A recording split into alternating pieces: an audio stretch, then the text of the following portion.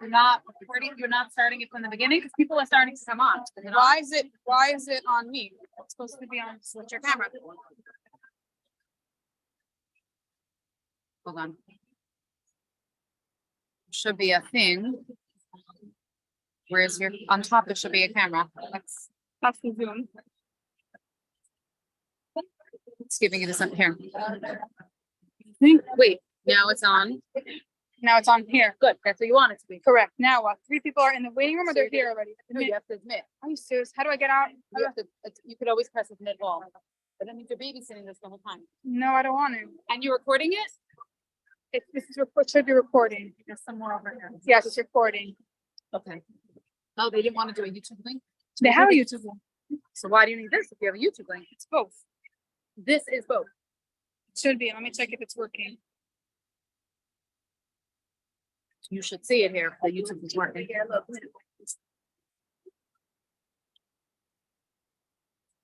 It's just if you want the whole thing on, the whole thing, like get the recording started. Recording is happening. Esther, the Zoom, we're saying waiting for NShei. What does that mean? I don't know. You don't. Well, we both seen that's exactly why I'm paying him for this. We have to start. I don't know. So everyone, welcome to the Yud Beis with Gimel Tammuz for bringing Tafshin Pei Gimel 5783. Tonight's PDF, Rebbe announcement. You can read every chapter. You can go by the title. Okay, yeah. Okay, yeah. Thank you for being here today. We will begin with the Rebbe and Rebbe. You see her wave to me.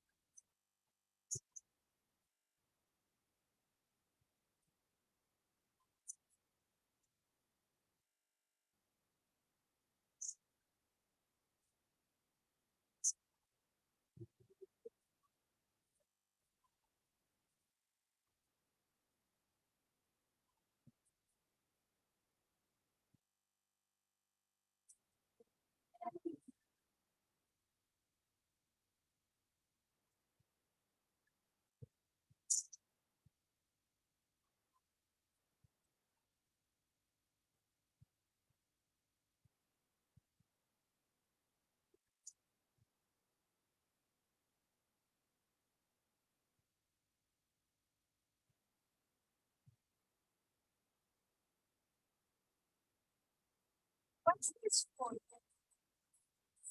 For the L'chaim. Gonna come soon.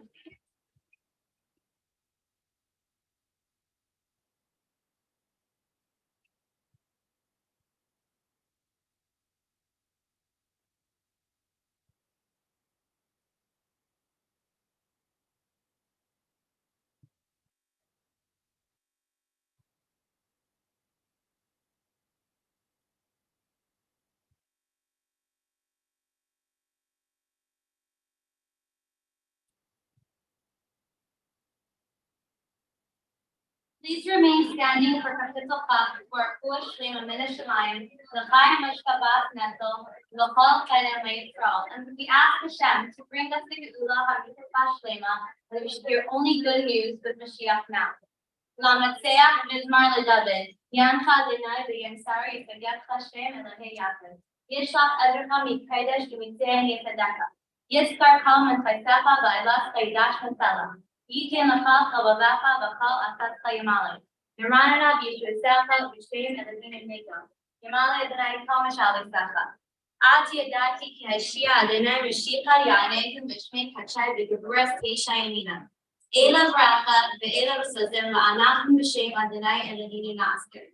Nima Karim Ben Afalika Anachim Yukavim Nifedad Adonai Hashia Hamal Ganedim Yom. My name is Rupi Sternberg. I'm a fifth grade teacher and financial educator. I am very passionate about chinuch and shluchos. When I was in seminary, I was deciding if I should go into the field of chinuch or medicine. I was unsure what to do, as both of these fields were my passion, and I equally wanted to be involved in both of them.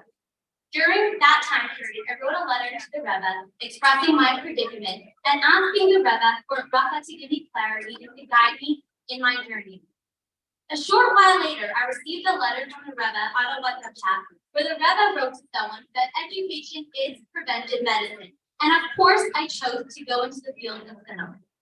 I am so grateful to have the opportunity to work in educational shluchos, whether it's CGI with Poconos, a sleepaway camp for girls who are not from yet, where I had the opportunity to be at staff for 3 sessions and get to see the girls think upon themselves so many beautiful haflatos throughout the year, such as NShei Chabad, Tzedakah, Shabbos candles.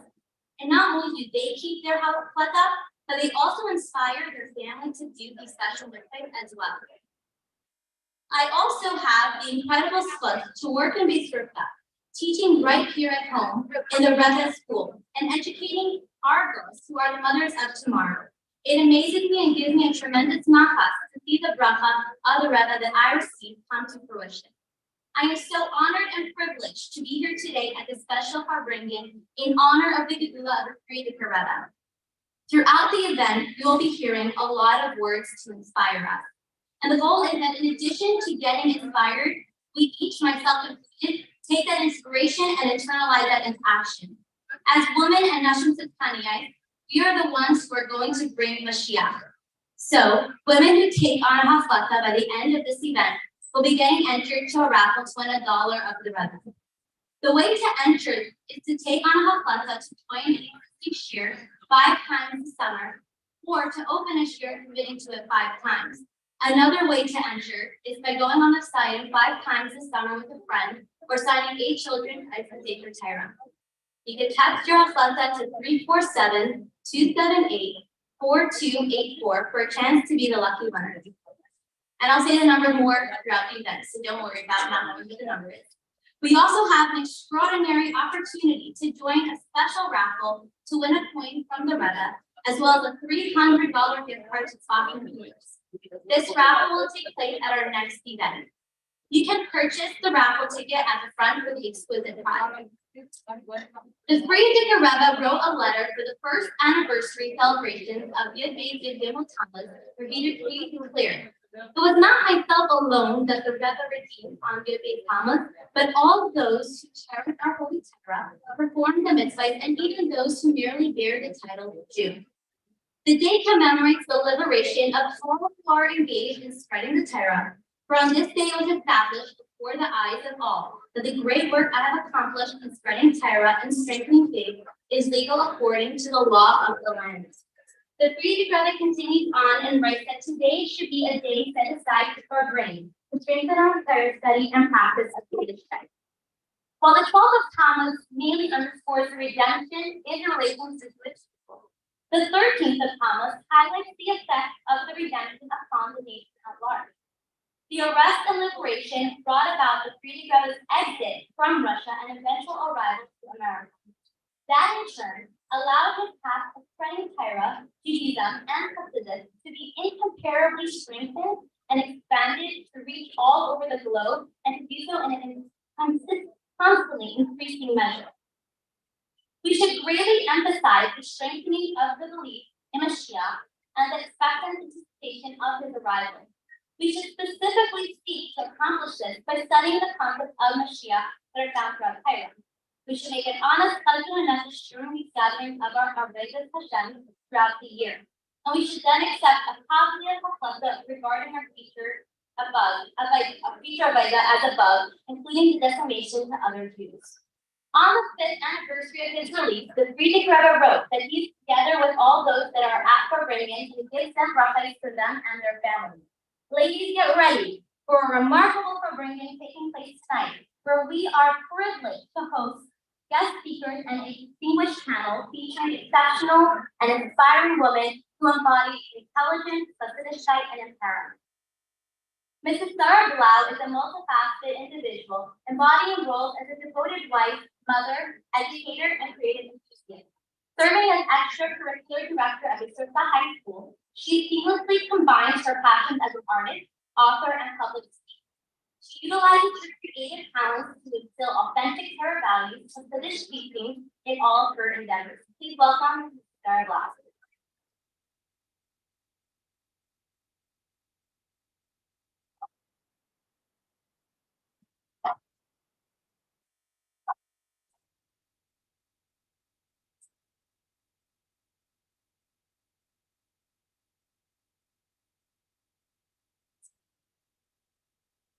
There was a Jew, Mr. Levine, who got ready to leave Europe in the early 1930s.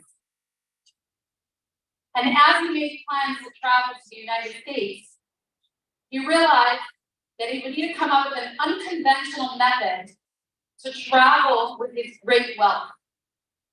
And so he had an idea. He sold his entire wealth and walked away with 5 sets of gold.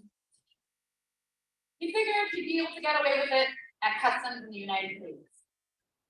He traveled and he stopped by a custom officer, and the custom officer says to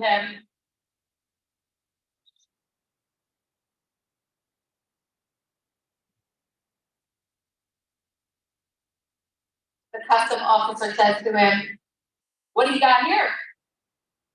The value of 5 sets of gold teeth was tremendous.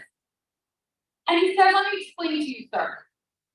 Most Orthodox people have 2 sets of dishes, one for dairy and one for meat." He's like, "I am so religious that I have a set of gold teeth for dairy and a set of gold teeth for meat." So the customs officer was like, "Okay, that's 2. What are the other 3 sets for?" And he said, "Well, most Orthodox people, when it comes to Passover, have 2 sets of dishes, one for meat and one for milk." He says, "I'm so religious that when it comes to Passover, I have a set of teeth for meat and I have a set of teeth for milk." And the customs officer looks at him and says, "Okay, and what's the 5th set for?"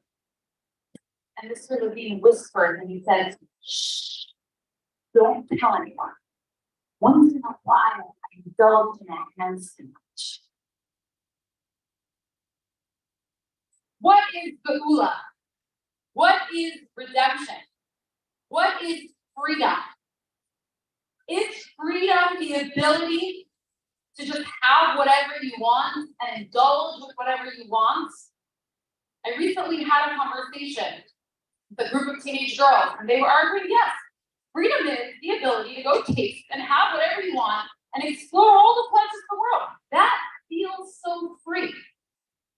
But in truth, a person who indulges and gives into every desire is the most miserable person on planet Earth. The extreme form of somebody who cannot control themselves illogically, and when something comes up to them, they want it, is someone who might be addicted, whether it's to alcohol, technology, shopping. It's a life where you lost all freedom. And I asked the girls, do you think it's greater to have the ability to choose whether you will indulge, or is it greater to have the ability to know how to abstain? If you will, the addict, the extreme version, is somebody who goes on the sirus nefesh for a high. Like they say, the alcoholic that was walking with a bottle of vodka under his arm, and a car crashed into him, and he felt some liquid, And he quickly felt, and he's like, oh, thank God, it's just the blood. Mesiras nefesh, an illogical desire, putting himself in jeopardy or danger just to get that high. Contrast that with freedom, choice, the ability not to give in to every single thing I want to indulge in, the ability to dedicate myself also illogically, but to something greater than me, to Hashem. And when you look at the story of Yudbei Tammuz, the Frierdiker Rebbe demonstrated almost illogically again and again and again. I am not under the jurisdiction of the Soviets. I'm not going to give in to the Russians. The Frierdiker Rebbe epitomized this ability to not give in to anything that anyone says. When you contrast that to today's society's morals are all based on feelings, what feels good. And this lifestyle of Mesiras Nefesh, lifestyle of the Frierdiker Rebbe, is kind of incompatible. And the communist morals were not too far off. Lenin, followed by Stalin. The only morals they knew was whatever it took for revolution, whatever it took to get rid of the old guard. Religion was incompatible. Religion was incompatible with the lifestyle of me. We're gathering of women tonight, and I do want to point out some women that I found so interesting that were players in the story of Yudbei Tammuz, and contrast them. That's much better.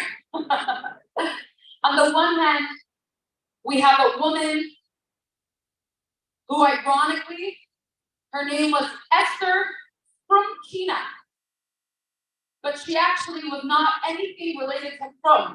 She was the female head of the Exexia, and she was ruthless. And actually, the communists once said that imagine the non-Jewish communists would burst into their places of worship the way the Jews burst into our places of worship, the way the Jews burst into a shul. They tried to be better communists than the communists themselves. And that's the question. What would you rather be, and what type of life would you rather live? Would you rather live a life where you just can't survive without a theme? Or would you rather live a life where you can't survive without Hashem? And you contrast this woman with the Frierdiker Rebbe's daughters who were raised in Mesiras Nefesh. And when the Frierdiker Rebbe was arrested, his daughters were right there. And one of the members of the GPU even asked Rabbi Shana, which party are you? Who do you belong to? And she said, my father's party. Which infuriated them. What do you mean your father's party? But who's the Frierdiker Rebbe's party? That's Hashem's party. It's a party where I'm not a slave to myself and my ego and what I think. I'm giving my life over to Hashem. Rabbi Shana's sister, Hannah, also, she pleaded with them. She said, please take us, take the sister, don't take my father. Rabbi Chaim Mushka actually ended up going with the Frierdiker Rebbe. The Frierdiker Rebbe tried throughout his entire time to show that I have Mesiras Nefesh. I will act in a way that's illogical, and it won't be to give in to my own temptations. It will be whatever Hashem wants. And when you read the description, sometimes you're like, I don't understand. Why did the Frierdiker Rebbe have to have so much stubbornness? They told him to stand, he wouldn't. I mean, he's sitting in a place of mud, of rats.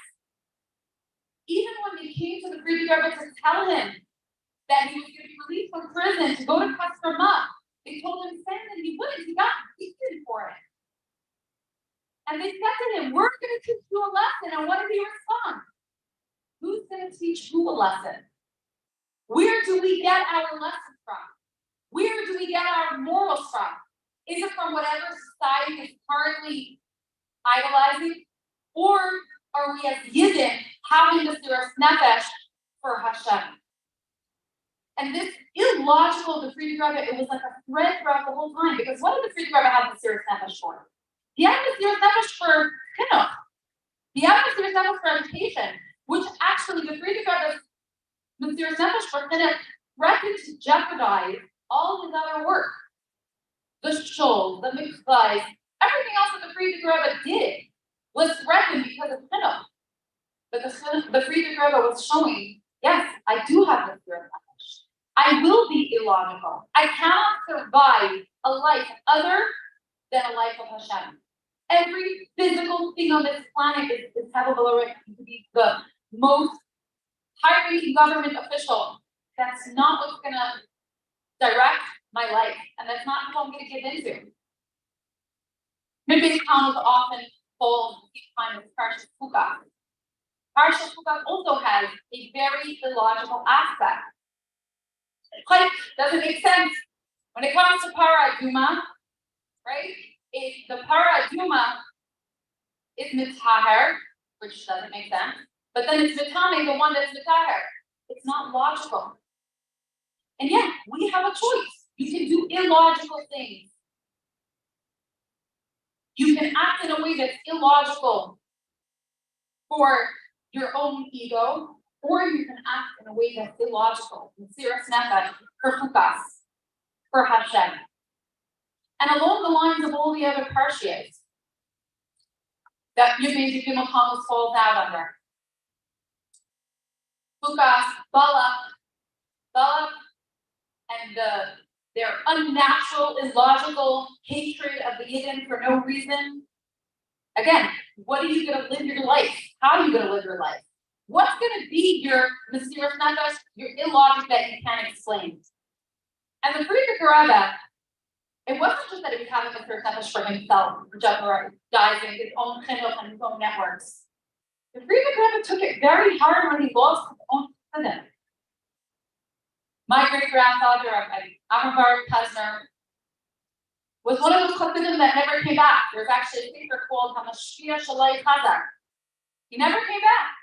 It was real Mesiras Nefesh. It was real illogic for the sake of Hashem. It was, you would think, a life, the Friedrich Rebbe in jail, but that's real freedom. Real freedom is when I have a choice. Real freedom is when I can put down my phone.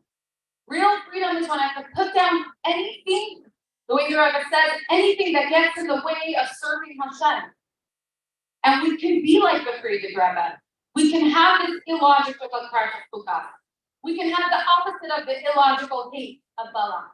And even Pinchas. Pinchas did something that the Chachamim might not have even approved of. And yet he did it. It was illogical. And who did he do it for? He did it for the sake of Hashem.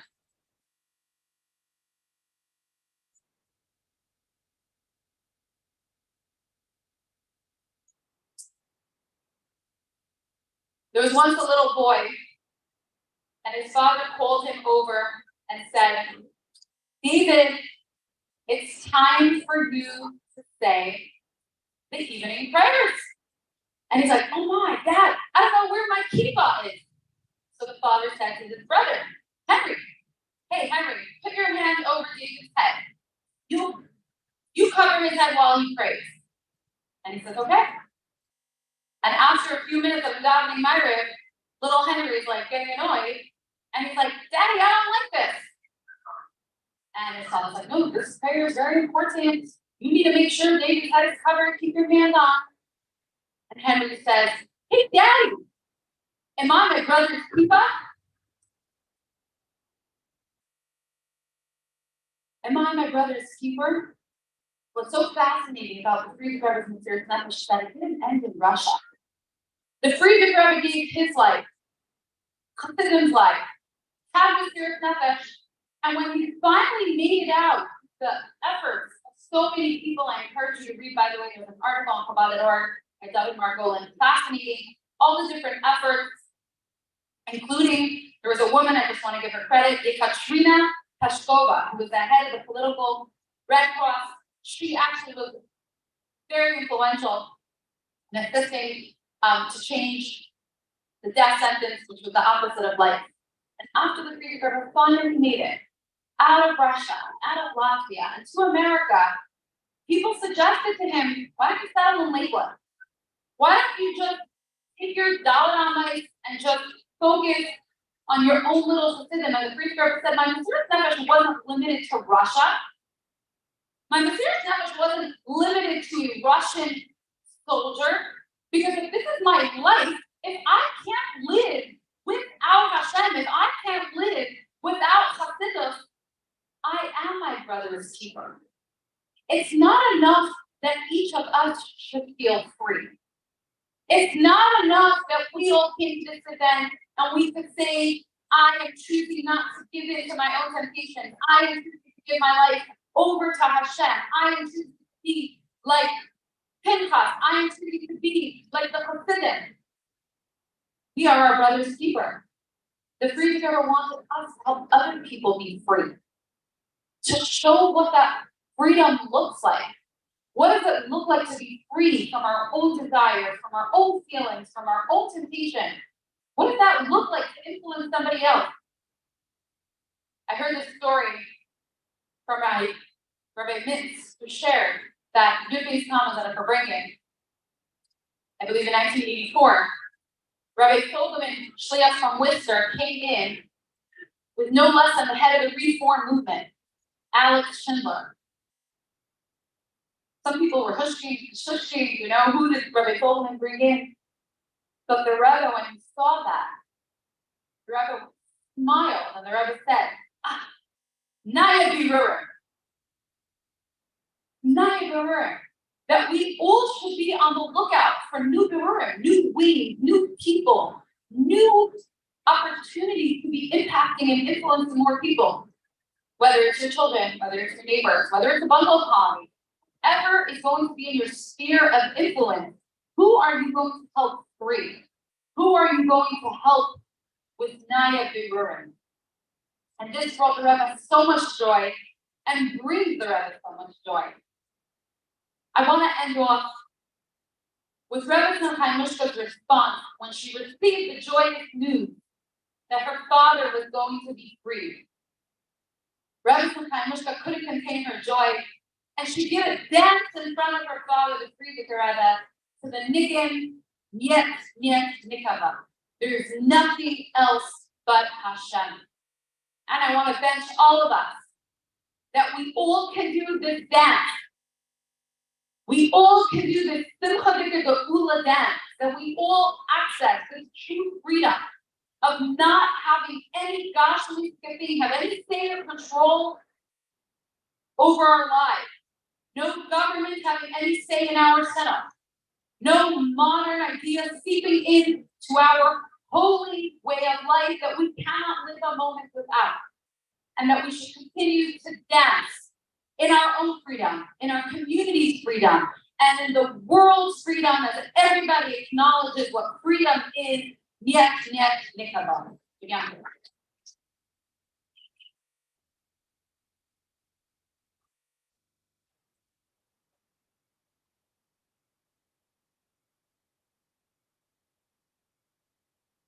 Thank you, Mrs. Lau, for your words of wisdom. I especially love how you mentioned how freedom is having a choice and choosing to be in Hashem's party.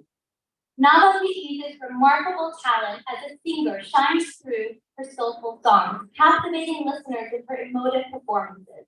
With her incredible abilities, she brings music to life, creating a truly captivating and moving experience. Join Nava tonight on the Niggin of Yud Beis Yud Gimel Tammuz.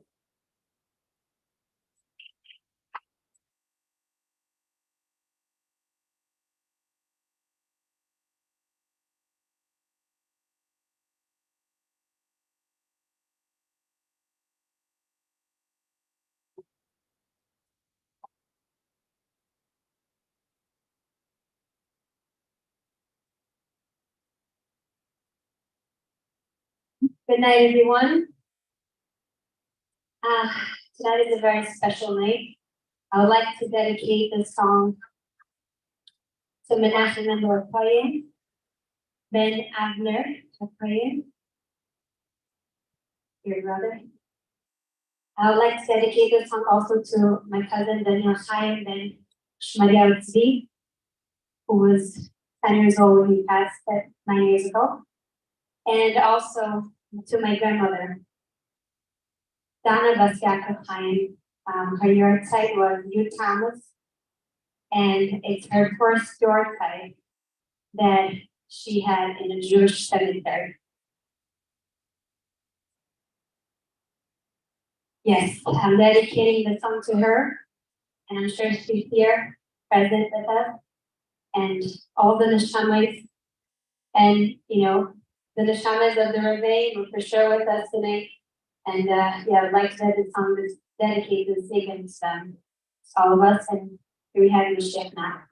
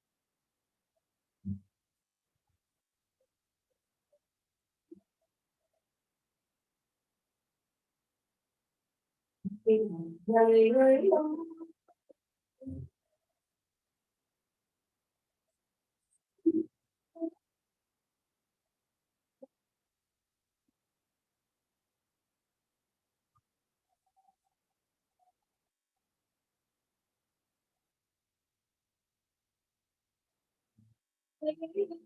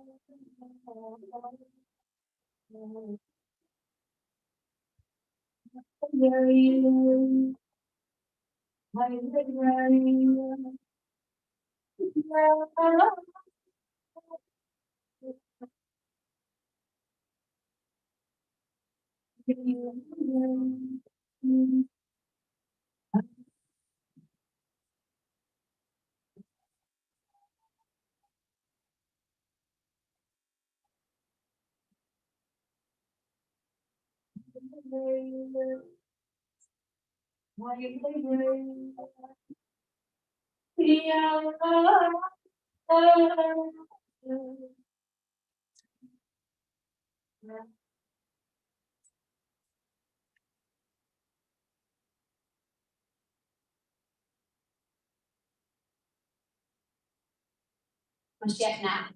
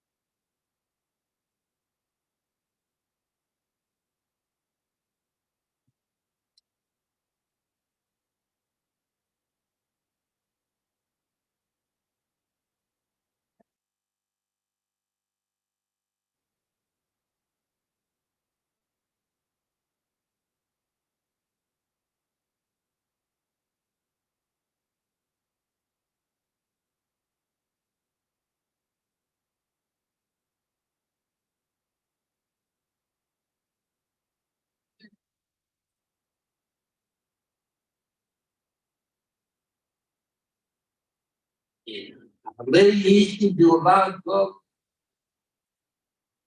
der Bala Gila Lei Mag Lei do lado la conforme ainda selber Gila Lei do lado Jäger do Chame Sol e Kunde era ritmo de governo do selber Gila o doce de gorna Gila de chefe e uma sociedade de paz a Gila e Gilotamos digamos de luz Dica, gosto da herrscher, ist der Westländer, man von diesem Menschen, und Menschen, den Herrscher von der Königin. A Privat nan Ballos, da Richtform in der ganzen Welt. Und das werden alles voll mit Themen. Richtform, metallisch die Beine, und metallisch Storm, und metallisch Freude, und metallisch Apostel. Es geschieht das Friert Juchat von der Mauch, die so bürgerlich schneller. Was die Leute sagt, so 10 Sachen nicht besser sein. Und so hasten in alle Richtungen, aber so kommen gleich ein Richt von und keine Minister, die Kubin, die so das Askip und Golo Lene Kei.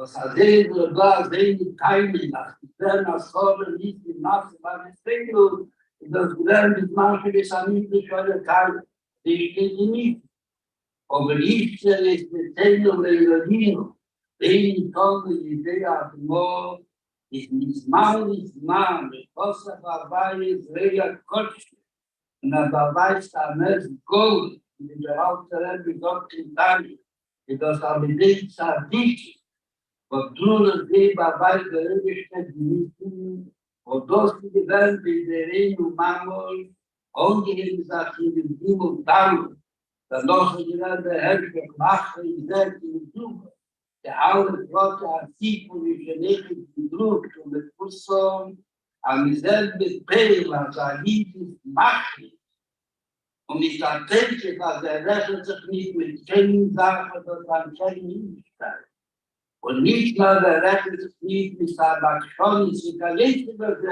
der Farbe soll selber nicht viel, aber der Linie, was an kein Hinweis, die das der Farbe, dort hat dann kein Frieden, weil verbunden mit Nebelschen allein und Tomer wollte etwas an Schwierigkeit kommt das von der Nebelschen. Nur dann der Rebischter nutzt am Woller Schwierigkeit aus an Historie, die da so werden bei den Mieten an Historie geworfen, oder lässt alle Wollien, die Mieten aufheben. Und nicht nur, dass die den Rebischten Kultur geworden, hat nicht die Schwierigkeit. Aber viele, wenn hat ja Schwierigkeit. Und mich stellt sich an Kenner, ich frage noch ein Wichtig, was ist geboren geworden, in Amerika von nicht bei dem und dann mit der Wissen, was der Retter dort nehmen, dass die Beschade und die Bataten geworden, leben können. Josso Lavi Roema, Akiba, wenn die Ben Arbeit in Welt werden leben geworden, das werden am Nagel, den Armi, den Akku, Zalega Lichtenstelle, der noch gewähnt, die E-Mail, in der Land in der Kohl, a Taylor Kuhl. Und noch mehr den Dommel kann recht. Nicht als das, was das auch tun zu tun, das besucht, was das beste brennt, nicht die Kredit richtig und unter dem Bau.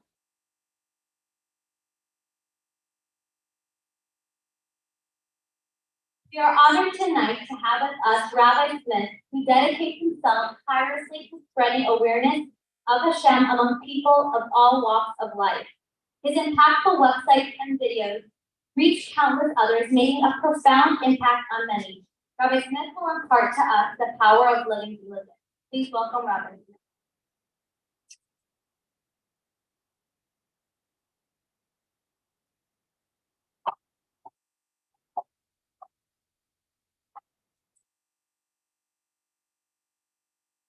Jump to begin when I was born, that it seems very low here. it's actually very difficult to say anything because the Rebbe was just speaking about what I wanted to address tonight. And if you follow the last word, that is in the middle of the sentence. He's saying that you don't have to look at the darkness for the answers. You don't have to, the light is above our head. The light is burning to us. The light of the Gula, the light of who we really are. I'd like to start by first saying that when we come here together for bringing attention to that, attention for bringing, that we should all come out as different people. We're not meant to come out the same or with a new story or an inspiring report. That's also a good thing, but really it's meant to be that we're going to be completely changed and come out as completely different people.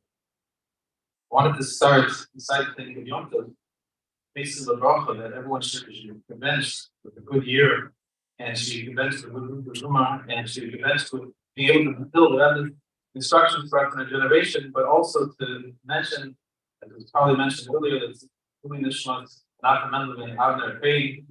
I was able to gather with his father just a few minutes ago and say the fine, doing this and we have to understand that every person, it says that when a person says Kaddish, explains in the storm, that a person says Kaddish to somebody that's passed on, we're really saying that we're prepared to step into their place and fulfill their mission, that they fulfill their time and their point that they were sent into this world to do, and we have to bring it to completion.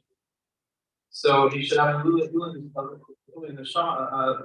Shama, and we should be able to bring to completion what the Redeemer prophesied, what everyone since out of the Rishon was looking forward to, which is the goal of Israel to take the God knowledge. So, in regards to what the Rebbe is saying now, the Rebbe emphasizes time and time again that when we hear stories of our Rebbeim, speaking the Klal and Rebbeim, our Rebbeim, these are not stories for us to put the Rebbeim on a pedestal and to feel that they're somehow very high, unachievable, they have these special milas, they're so unique, although we see from the stories the special qualities that they have. And the Rebbe said that really the stories of the Rebbeim are stories about us. The Rebbe in every story says it's in the prayer, it's a giving of strength for us to actually live on that level. Now, some of you are going to say, because maybe you've heard one time, who are we and who are all these kind of things. But the fact of the matter is, the Rebbe does not teach us that way. The Rebbe says in the first minor about the Gani, when will my actions reach the actions of Yaakov? It's an expectation that I can conduct myself accordingly. So everything that we hear tonight from the Rebbe is really a lesson for ourselves and actually an insight for ourselves for the Gula and for what we're supposed to be doing right now. So what is Yiddish really teaching us? We hear so many different stories of that. The Rebbe is incredible in the Sir's Nefesh. And I want to suggest that the story is really a story behind the story. We have the external actions of the Rebbe, his insistence on a continuing to spread Yiddish, but what was really going on inside of him? That's what we have to know. That's what we have to look for in order for us to be able to accomplish the same things that the Rebbe set as an example for us. So one of the storms that the Rebbe constantly emphasized people should learn is a thing called Chayus L'Mavos, the duties of the heart. And if you look at the duties of the heart and Chayus L'Mavos, which hopefully you'll learn more than just Shara Galvan, he says over there, Chayus L'Mavos says that the entire purpose of creation is that each one of us should reach a state and live in a state of Nuchas Nefesh. That the tranquility of our souls is the real state that we're meant to be in at all times, in all places, all circumstances. And that's actually what Mashiach, that's what the Gula looks like. The Gula is not an external process, that it's actually an internal process. That when we are living in that level of Menuchas Nefesh and total tranquility, the world around us will reflect our tranquility. This is what we are all meaning to be coming home to who we really are, this internal tranquility that is not affected by anything, any of the obstacles in us or outside of us. Nothing can scare us, nothing can knock us off track. We say that Shabbos is Yom Menucha. It's a day where we're not supposed to have any thoughts of the rest of the world. It says even when Shabbos comes, you're supposed to go, you feel that all your malach is done for you. Everything's done, but nothing else can be done. What is Mashiach, Yom Shulei Shabbos. It's a time of complete menucha, but that menucha is in us already. The Rebbe is just saying, it's not, you don't have to go look in the darkness. The answer that for Mashiach has to be something that is absolutely attainable by each one of us exactly the way we are. Meaning to say, it can't be a complicated mathematical formula or a complicated sugya in the Gemara that only some of us maybe know, but few people understand. It has to be something that every single human being can access and fall into just the way they are, that is accessible to us. So everything that the proponent explained that everything that we do, all the mitzvahs in the Torah, are really in service of coming to this menuchas nefesh. And this is really our home state. Now, in everything in life, there's theory and there's practice. The theory of this concept of menuchas nefesh is actually explained in Shari Yikra L'Huna from the Alter Rebbe. The Alter Rebbe goes forth of the soul to write for a 16 or 17-year-old, which Shari Yikra L'Huna was written for a 16 or 17-year-old. So we'll see how accessible what we're talking about is meant to be. You don't have to be a big, old, wise person. The wisdom can come to you at any moment. As a young person, you can grasp this, and if you missed it until now, I want to suggest that tonight you can grasp on what the Alter Rebbe is really saying in timing. In addition, there's practice, and the practice of Shari Yikra L'Huna is the experience, the Shema Tamaita, the recounting that the Rabbinic Rebbe gives us of his experience in prison. That is practical applied Tanya, Shari Yikra L'Huna. So what is Shari Yikra L'Huna? There's two words in the title, Shar HaYichud v'Ha'amuna. Yichud means that there's nothing besides the Eibusher. Ein Oid. Ein Oid, the Rebbe says, explains even higher than Ein Milvad.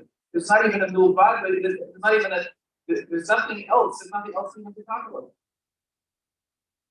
There's no other existence. The second word is Amun, the Ha'amun.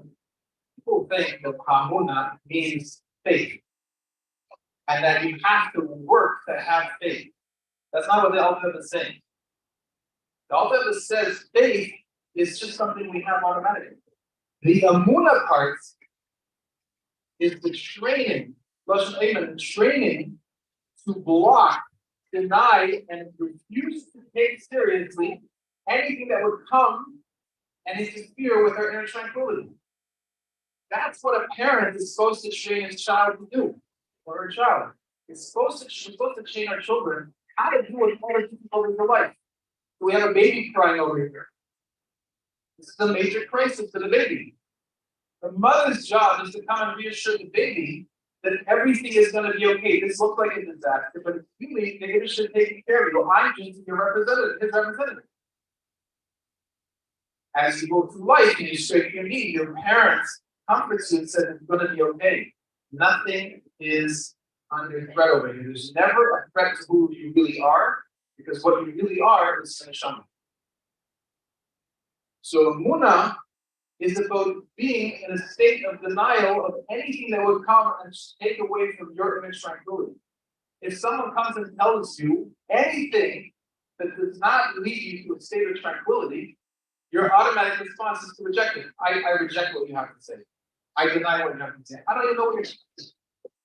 It doesn't matter to me what you're talking about. Because I know that implanted in me is a divine sense of tranquility. So whatever it is irrelevant to me. What your explanation is, whether it's an explanation, some philosophical thing or something about the world or some scary story of what's going on. All those things are completely irrelevant by definition, because you know that it's false because it contradicts your internal state of tranquility. So how do we live this? All Papa says, says Haggadol, the creation of us is in the word that the Shemina Esrei Haggadol is the Eibusher's unlimited loving kindness for every single one of us. To lovingly and intentionally recreate each one of us at every single moment from nothing. We are going to a state of non-existence and coming back into existence every single moment, and the Abishur is choosing to create you and you and you, and each one of us is being intentionally created. So there's no possibility that you could suffer any harm. There's no possibility that anything could be wrong with you or be done wrong to you. It's impossible because the Abishur is creating you with every single thing. And it's a complete love. He said that the Abishur, absolute, unrestricted, only unconditional love in existence is the Abishur love for every single one of us. If you go home, learn Perek Dalet and NShei Chabad. See what the Alter is pouring its soul, letting us know that we have the ultimate validation for our existence. We do not need validation from any other human being to know that our existence is worthwhile. And we have the ultimate tranquility. Because the fact that I'm standing here means that the Abishur chose to lovingly recreate me at this very time. And I do not have anything to worry about, and nor do you. That's the ultimate tranquility. So if we now read and learn that Shuna Tamaisa is counting the Frierdiker Rebbe as a prison with Shari Ramun, all that is telling us in mind, we see a completely different story. It's a story of the ultimate tranquility. The Frierdiker Rebbe was in a state of complete seeing that everything that was created, including his captives, including the people rushing into his apartment, every single detail, the walls of the prison, the rats and the worms on the walls, every single thing was created intentionally by the Abishur lovingly at that moment in time. When the inquisitors came in, the interrogators came in, and not Vincent and the other people came in, they're screaming, Schneerson, Schneerson, where's Schneerson? The Frierdiker did not bat an eye, he just said, you know where you are, you know this is the house of Schneerson. Why are you making such a big tumult? Because he understood that the technique of a mullet is to try to disturb our tranquility. Once we become disturbed and into a heightened, elevated emotional state, disturb it, and we start taking seriously these insecure thoughts, then we become prey to a mullet becoming to say, worry about this, and what about this, and what about this doubt, what's going to happen next. And then Frierdiker Rebbe understood that in order to combat a mullet and set an example for all of us, he had to deny every single move they made. He wasn't defying them because he was upset at them and angry at them. He was defying them because he couldn't do anything other than stay calm. So he writes about how all the terrible torturous things that they did and how they, spoke so cruelly and violence, seeking and violent actions against them. He said, this is the technique to try to spare the prisoners. He said, I'm not going to do that. Now, in the midst of the Rishina Tamaisa, if you read it, urge everyone to look at it, the secret prison. You can see a shocking thing. Right in the middle of the Frierdiker Rebbe's account of this prison and what's going on over there, all of a sudden he launches into a whole discussion of the history of this and time to evolve. And then he launches into a whole history of childhood. I have to ask you something, and then it stops suddenly. That this is all we have in the menu. One second. I want to read about the story of this imprisonment. I mean, I'm all into hearing the history of Chabad, and I want to hear what the Frierdiker Rebbe's childhood. What in the world does this have to do with hearing about the account of this imprisonment? The Frierdiker Rebbe wrote everything with exact detail. And the answer is that it's explaining to us how he came to have the settled ability to stay connected to the Abishur no matter what was happening around him. It was because he was connected to the Baal Shem Tov and all the Rebbeim after him. The Baal Shem Tov set out to implant in us this knowledge that there's nothing besides the Abishur. Therefore, he did not have any opportunity. He did not allow any opportunity. He had lots of opportunity. He did not allow them to become disturbed. But what about his personal history? What does this personal history, his childhood, have to do with us? So, you might say, that for you, tranquility is very hard. Because maybe, for example, you're sitting in a prison.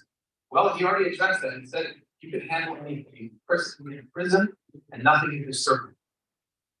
Your family's in a state of chaos. He writes about the chaos that he left his family. Stay tranquil. What about your upbringing? What about your parents, the way they treated you and how you were as a child? You know that the Frida Gebra writes this very, very painful language about how he felt for a number of years like he didn't have a father. It's absolutely painful to read what he said. He talked about how torturous it was.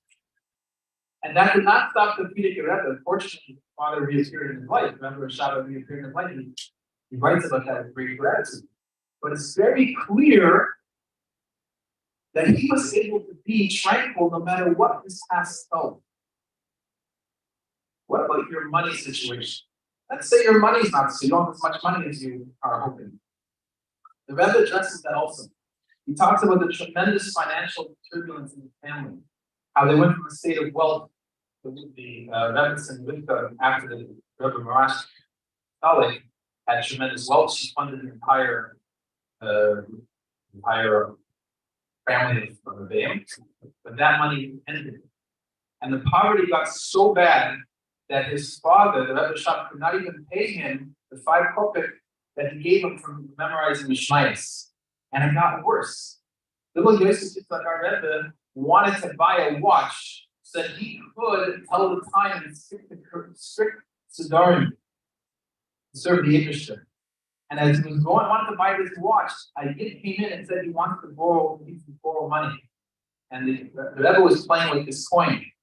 And his father, the Rebbe Shab, said to him, it's more important to lend and give money, it's better than tzedakah. It's more important than tzedakah. So over it was difficult for the Rebbe, and he lent the money. And guess what? There's no happy ending. The Yid who borrowed the money did not pay it back. And when the Rebbe went to collect from him, he said, that's old news. There's no chance you're going to get it back. Okay, so the Frida Gebra suffered from financial deprivation, but that didn't stop him from being tranquil. What about your husband and the father of your children? What happens if he's not exactly the way you think things should be? If you read carefully the Shemoneh Esrei, the turning point in the Frida Gebra's life was when his uncertainty and doubts about his own father were resolved by his grandmother. She said to him, your father is tzaddik nafs.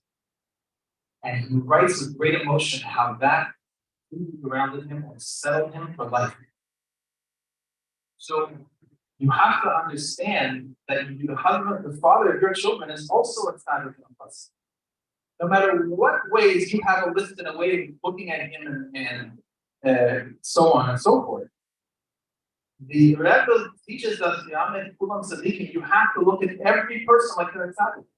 That's the truth of the matter. It's not, Eibishter already forgave the person for all his, whatever it is. Eibishter forgives him immediately without that it says in Tanya.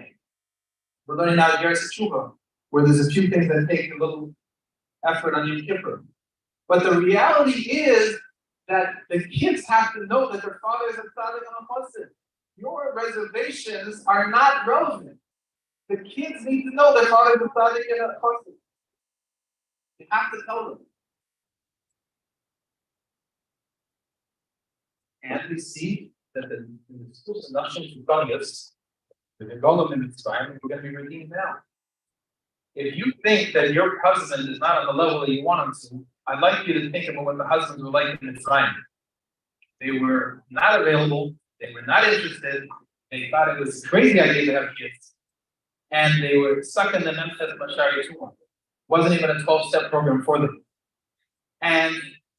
Or that could help them.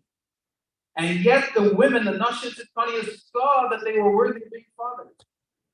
Because they saw that these men, despite all their faults and the fact that they are the ones that invited the shibud in the first place, and they're the ones that gave up on this, you cover the whole list of kindness. But that didn't change enough to Tzidkanias the way they looked at them, and they saw that these were tzaddikim and chassidim, they were worthy of being fathers. But now we have another obstacle to this tranquility, and that's you. Okay, so we took care of the general situation, we took care of your upbringing, your money, your family. But what about you? So every person has to know that they're also a tzaddik and a chassid. Every person has to take the hard work. That is saying that we're all being created and touched by the Eibush at every moment. And every attempt is being made to disturb your tranquility and your sense of well-being. One of the things that the critic ever writes over there is that one of his cruel prisoner guards made reference to his weight, but he was a little bit stocky. How many people are walking around with the false impression that there's something wrong with them because they don't meet a scale of weight, that they're somehow overweight? They're walking around all day feeling bad with every bite that they take. This is a cruel imposition on ourselves. The Eibush created us exactly the way we are, to be alive and to be in menuchas nefesh, that's in the Chaim. How dare we throw that away and say, Eibush, I can't live in that moment of tranquility. I have to worry about this. I have to worry about all these different things. We are able to reject any suggestion that would take us out of a tranquility. That is the power of choice in our thinking that the Alter Rebbe explains in Tanya. We do not have to tolerate any negative thought, and we start by rejecting all negative thoughts about ourselves. The Shar, the beginning of Avedis Tanya, the Avedis Hashem, in the Sefer Tanya, it's the end of Parak Vav, chapter 26, which says that forbidden to think any negative thought about yourself under any circumstance. Maybe if you read the Geras Tshuva and you set for yourself special time and you know how to do it correctly, you can do some thinking about how you could have done something better, but you'll end up in a tremendous state of joy about yourself. But for the rest of us who haven't figured out how to do that yet, it is absolutely forbidden to tolerate any negative thought about yourself under any circumstance. No matter, the Alter Rebbe says, how serious you think the sin is. This is what Tanya is coming to tell us.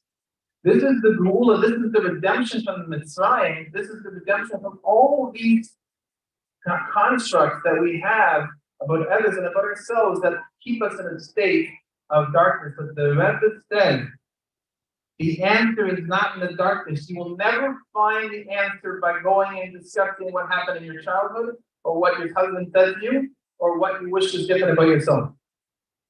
The answer is moving past all those things. The answer is saying, I refuse. I have the authority of the Alter Rebbe to refuse any single negative thought about myself. So this, when we ignore, when we reject, when we deny any negativity coming towards us, we refuse to accept the possibility that we are going to tolerate an insecure thought. This is the tranquility that all those Torah is coming to teach us. And from that flows the Rebbe's clarity and our clarity. This, if you look at the letter symbols of the Rebbe is saying one point. If you open every letter in English Kurdish, it's all saying the same thing. It's saying, this is an opportunity for you to reconnect to who you really are, that you are completely one with the Eibush, and there's nothing that should possibly disturb you. It's all one letter, all saying the same thing. In fact, if you want to help somebody, help yourself, all you need to do is suggest to them that they become quiet. And in the quiet, they will find the answer, because it's the tranquility itself that's the answer. There is no answer in the darkness, as God is saying. There's a light above your head. That's the light of the Eibush. And the Rav Maharash takes it a step further, that even Tanya says that the power of the light that's built into you is so great, it's actually impossible for you to ever do anything against what the Eibush intends for you to do for your well-being. It's only when you forget that it's possible to do something else. But if you just remember, the Eibush has put in me this part of himself. It is impossible, the Rebbe Maharash says. And we know that the Rebbe, when they asked him what is he learned, he learned the Rebbe Maharash. It is impossible for any of us to ever do anything And that's against what the Abish just told us is for our own best interest. And this is exactly what Mashiach looks like. When it becomes so clear to us who we really are, we will not even consider the possibility. We don't have a milchama with our nefesh bahamas. There is no battle, the Rebbe Maran says, between our nefesh and nefesh bahamas when we know what the truth. So this is the Gula. The Rebbe we think that the Gula is outside of us, that someone's going to come and like lift us up. That's actually not a Jewish concept.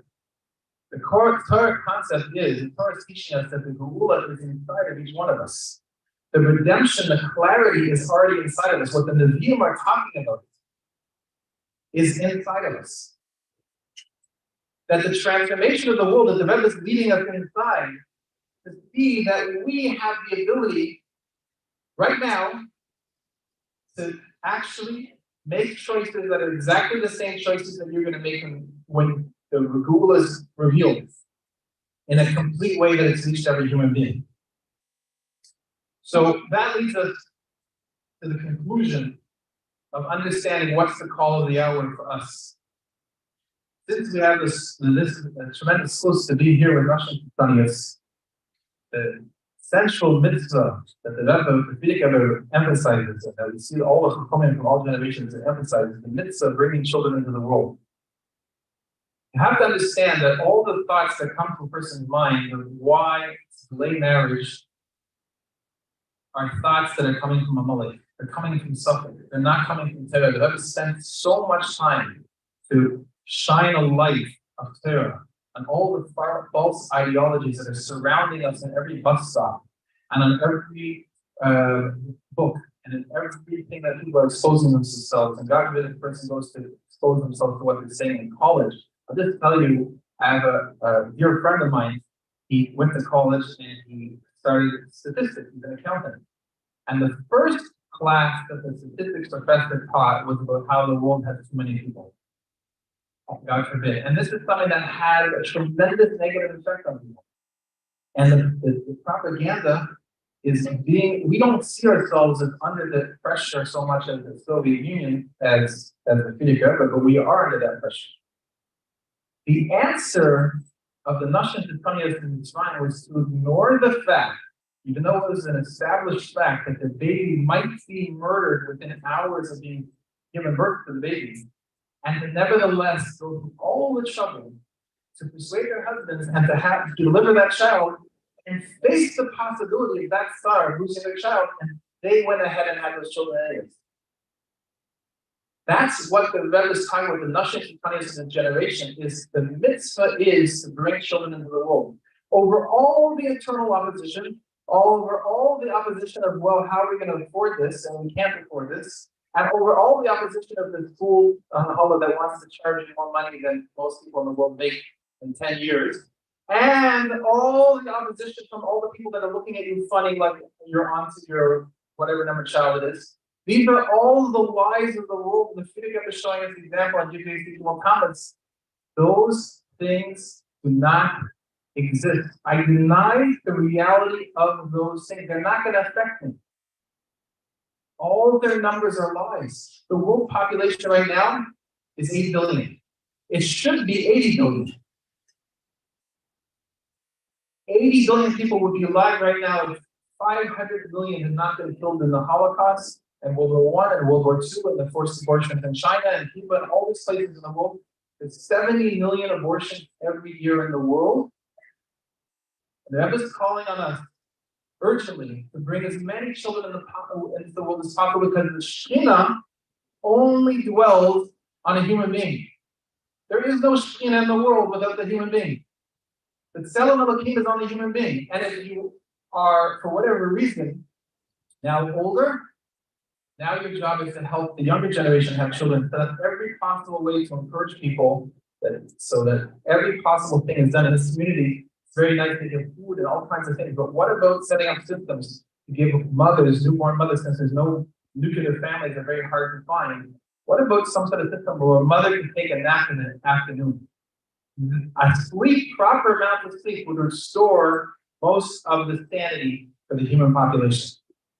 And this is something that's really very, very vital. We have to understand that we have to take urgent action on this.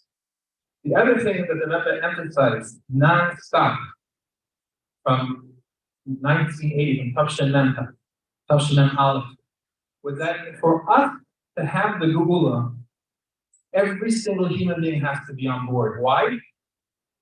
Because the Geula is about every single human being.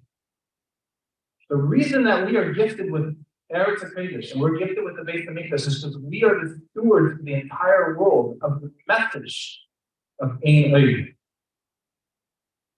This is our responsibility. The Rebbe said that we have to teach Shari Yikad Amuna that I just addressed earlier. We have to teach that to the non-Jews because that's why the Alter Rebbe wrote it. And I'll take it a step further to tie together having children and what the Rebbe is saying. We all know there's a famous story of the Alter Rebbe that he left on Yom Kippur in the middle of davening to go and chop wood for a woman who had just given birth and needed food and heat. The Rebbe brings that in Basa B'Danim. In the Tavshin Mem, the Rebbe said, I'm revealing to you the real reason for the story. The real reason for this story is for you to know that you have to go to your neighbors, your non-Jewish neighbors, and care about them enough to teach them that there's a God in the world. Because you know, because you are a zeicha to learn tiny that you are here for a reason. You're totally validated. You have a reason for your existence. You're being brought into existence every moment. But the people walking in the street, you can see from the way they dress and the way they conduct themselves and the way they cross the street in front of cars, that they don't have that message. No one else is teaching it to them.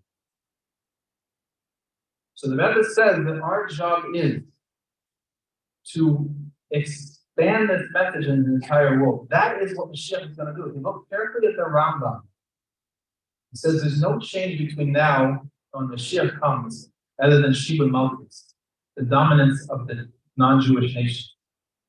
The dominance of the non-Jewish nation is in our head. It's only because we bought into the lie of Gullus to believe that somehow all these forces are forces, but they are, the Rebbe says they're all waiting for us to show them what we just talked about here. So the practical application of that is for you, each one of you, to take upon yourself a haflacha. And I know there's other haflacha. I wasn't given the sheet to announce the program, but hopefully it's going to be announced. The company, okay. So the importance of each one of you taking it, this is not something you can delegate. You can't delegate this to anybody else. And it said that you can't delegate to anyone else, and you do not need anyone's permission to do this. Your job as a child of Avraham, Yitzchak, and Yaakov, and Sarah, Rivka, and Leah, is Mefarsim Elokus in the entire world. And that starts right here, the Dalet Amad Tzacham Tzidot Hashem Tzavacham. So the page I was handed says there's women and Nashim Kupanis, you're the ones who will bring Mashiach. Exactly right. We just talked about two of the major things that have to be taken on and increasing. So women who will take on a haflata by the end of the event will be getting entered into a raffle to win $1 of the event. You don't actually have to pay an admission fee, I guess, for them. Very nice. I was wondering how much is what the cost of the raffle, but I see the cost is making a haflata to do something that you're divinely endowed with to do anyways. What's the haflata? Open a summer shir that will be at least 5 times, or join an existing shir class 5 times in summer, or go up to Soyam 5 times in summer and text your haflata to 347-278-4284 to enter the raffle of $1 of the revenue. So that's the haflata. So the Mitzvah Shem, the Rebbe says that in Parshas Pinchas, that the young generation has to act like Pinchas. You can't look and see what the older generation is doing. Their silence on any one of these things, in the face of what we're facing today, is not relevant to our generation. And I see so many young people here. The young generation, the Rebbe says, has the responsibility to take on this with complete youthful vigor, to set clearly in the world what the message of the Eibishter is. And in Mitzvah Shem, we should be zeicha to accomplish this and to take this to heart. And I wanted to share with you one last thing on a personal note. That everything that I'm sharing with you tonight, most about the Shari Hamuna, I only learned, even though I learned Shari Hamuna for decades, I only learned this by teaching non-Jewish Shari Hamuna. Because when I had sat down with them and I had to explain to them the concept of Shari Hamuna, and realized that all of them was explaining the simplest concepts for the simplest people with no background whatsoever, it occurred to me it has to be so simple that even I can understand it. And this is the gift that you get when you follow the Rebbe's instructions. Life will no longer be complex. Life is very simple. There will be no more darkness. The darkness is not where the answers are. The answers are in following the Rebbe's example, that he wants us to act like him and like the Frierdiker Rebbe. And I have a website at org if you're interested in, we have classes for non-Jews and for Yidden, also to learn how to be the Rebbe's Shliach, take this message to the entire world. And we should be zeicher to, as the Rebbe begs the Rebbe, that our fathers and sisters' nefesh should not go to waste. And on that basis, she was able to convince him that he should become our Rebbe. So the Rebbe and the Rebbe and all the Rebbeim are begging us not to let their sisters' nefesh go to waste, and that we should step up to the plate. Each one of us be the Rebbe's shliach, the shliach Adam Kamesa. We are meant to be each one the Rebbe in our Dalit Amas in every place that our voice reaches, to represent what the Rebbe has to say and what the Rebbe is saying right now in real time to every single human being. And that, my friends, is the Gula. When we step up to the plate, when you step up to the plate, that is what Mashiach looks like. The entire world is ready. The Rebbe said the entire world is demanding from us to speak in this way to the entire world, to let them know what the Torah has said from the beginning of time. And the entire world will recognize that and will have a basic a house of prayer, which will be a house of prayer for the entire nation, the entire world. And we will be zeichet to have all the given pieces of they offer for the Nachum Mendel and Avner Payim, and we'll be together with all the Rebbeim in Yerushalayim, near Kodesh, in Har HaBayis, in the Beis Hamikdash, with the same tranquility in a permanent way that we're able to accomplish right now and bring to every single human being that there's not even a pin in the dachas, as the Rebbe said in Atat Tzaveh. There's not even one person in the Bronx who is not living exactly with the same tranquility as the Frierdiker Rebbe. That's what Mashiach looks like, and in Mitzvah Hashem, we will accomplish that now. It's time to jump.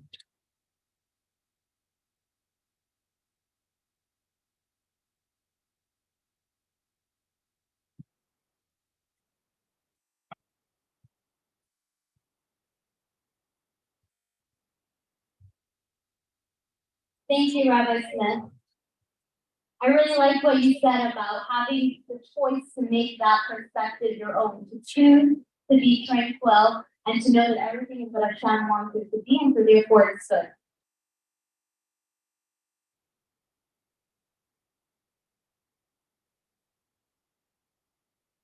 In a world where melodies have the power to touch the deepest recesses of our souls, this gifted young woman harnesses the power of her voice to forge profound connection with Jewish women and girls worldwide.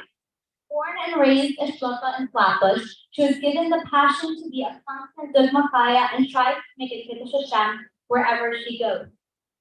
Although she's a full-time machanechet, she still happily takes on requested performances to hashpia her fellow Yiddish women and girls. She has multiple song releases streaming on all musical platforms and is throwing a beautiful WhatsApp and email broadcast for women and girls to enjoy her musical and empowering content. Tonight, with each song and lyric, she'll weave a tapestry of strength, resilience, and unwavering faith, igniting a flame of hope in all of our hearts. Please join me in welcoming my friend, the musical shlucha, Muskia Mendelson.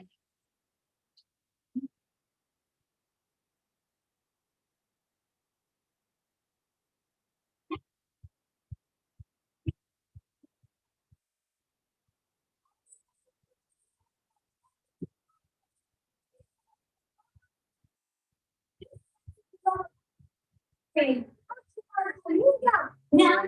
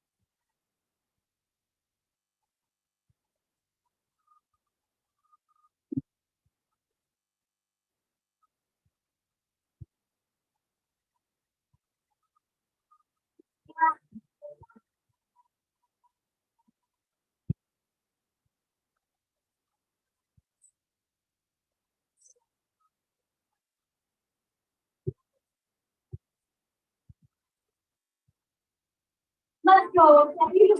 I'm doing my stuff.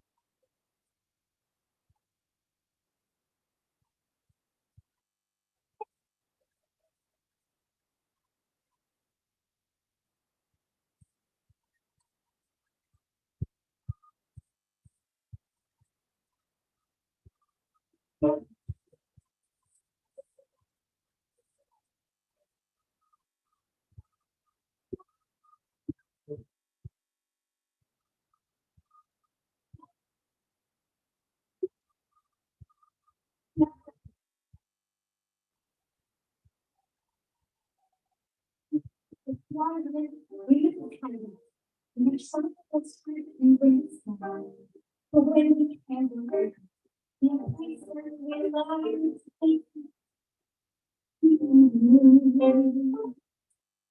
Choose to be.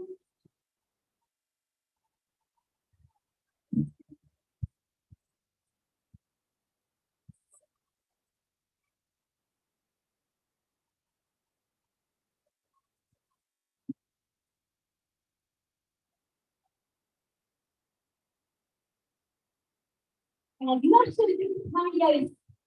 The other one was the whole parents. No matter what sound, please come.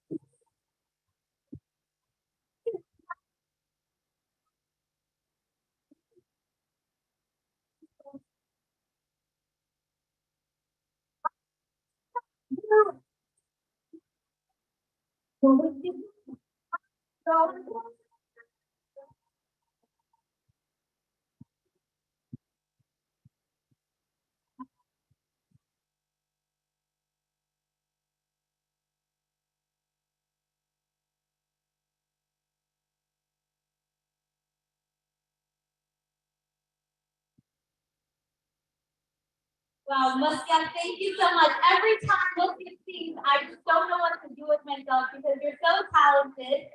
And I know you have more coming, but I want to say that I know that Muskia got opportunities to do roles and to get different experiences with your talents, but it wasn't aligned with the rest would want, so it's not to do it, which takes a lot of strength of character. It is an extraordinary opportunity for us to have a distinguished panel join us tonight, led by Mrs. Molly Resnick, who is a renowned speaker and fluent in 7 languages. She is also the founder of Magdalene, which inspires girls to celebrate modesty as a path to inner strength. Her impact extends beyond Magdalene, and Mrs. Resnick stands as a powerful advocate, reminding us of the transformative influence one person can have. We consider ourselves incredibly fortunate to welcome our esteemed panelists to this event.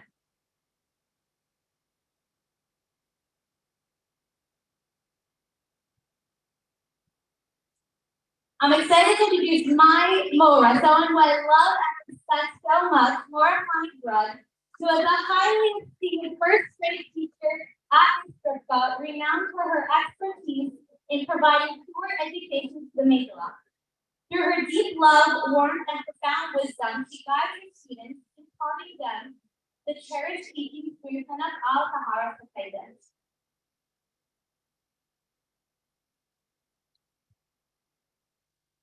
Rifki Goldstein is an enthusiastic coach dedicated to empowering mothers in their parenting journey through love and passion. She is a sought-after speaker known for her insightful lectures on the transformative power of parents in shaping their children's lives. Mrs. Bossy Gurka, a dedicated shloka based in London, Ontario, is actively involved in various meaningful endeavors. Among her many responsibilities and 30 years in Canada, she oversees the Gandhi preschool, Hebrew school, and women's classes. What our entire panel has in common is a deep passion to cultivate a genuine affection for Yiddishkeit in young hearts and prioritizing children's Yiddishkeit development.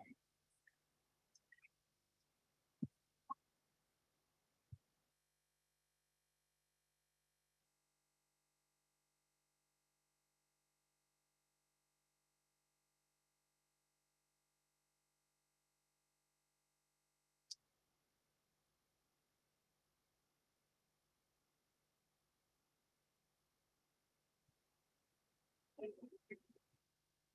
evening, what an honor and a pleasure to be here. My name is Molly Redmond, and it is 3 days ago that I came back from a trip of visits and friends in Bordeaux, in Toulouse, in Lyon, in Paris, in Lierre, in Maison Rouge. It was the most amazing tribute one could give to the Rebbe to speak all over and in French. And afterwards, I had this book to participate in the opening of a $40 million Jewish center in a small town called Berlin. It was the success of Yiddishkeit over, and I must tell you, it was Rabbi Keitel, Mrs. Tachtel's son, Yehuda Tachtel, who I watched this little boy be idolized by Goyim, Jews, observant, not observant, and he created a center that everybody literally worshipped. And I thought to myself, who is he? He is a boy that the Rebbe raised in our monastery. He never went to university, he never took up their knowledge, simple, and he became a leader. The Rebbe created leaders. This is what he wants us to raise. Children that are above normal. These are the children of the Geula. Everyone that we raise today is a supernatural boy. The whole of Chabad is the most supernatural agency in the world. There's no Google, there's no Apple, there's no Cola, there's no baggage. The Rebbe was not only a tzaddik, is not only a tzaddik, he's a merchandising chief. He took 5,000, 6,000 little boys and made them into the leaders that they are. When I first met the Rebbe, I was going out with his doctor, and I told him that I want him to tell the Rebbe that I want to interview him. It's a long story, but the Rebbe in the end agreed to meet me. So I got dressed in a navy gabardine suit, silk canary blouse, pearls, Ferragamo patent leather shoes, alligator bag, inside a voice-activated tape recorder. And I walked into the Rebbe. And the Rebbe looked at me and he said, "Do you always dress like this?" And I said, "What's wrong with what I'm wearing?" The Rebbe said, "You came to see me. I want to make sure you always look like this." The minute the Rebbe met me 44 years ago, he gave me a mission for life. The Rebbe gave this to all of us. We are to bring the Geula. We are to bring Mashiach. And we, each of us, have a role to play. From that time on, I have always dressed extremely conservatively and always in honor of who we are. We are the Jewish women.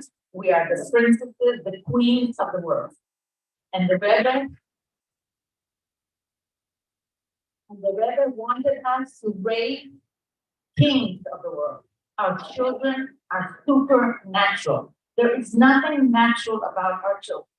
They have to be above nature. Milchatchila, a river, above. They don't walk through doors. They climb. Do you know what it is to get a $40 million Jewish center in Berlin? And to see them, it is beyond comprehension. But that's what the Rebbe did for us. He allowed us to create supernatural people, supernatural children. And I want to tell you, being stuck on our children is not helping them.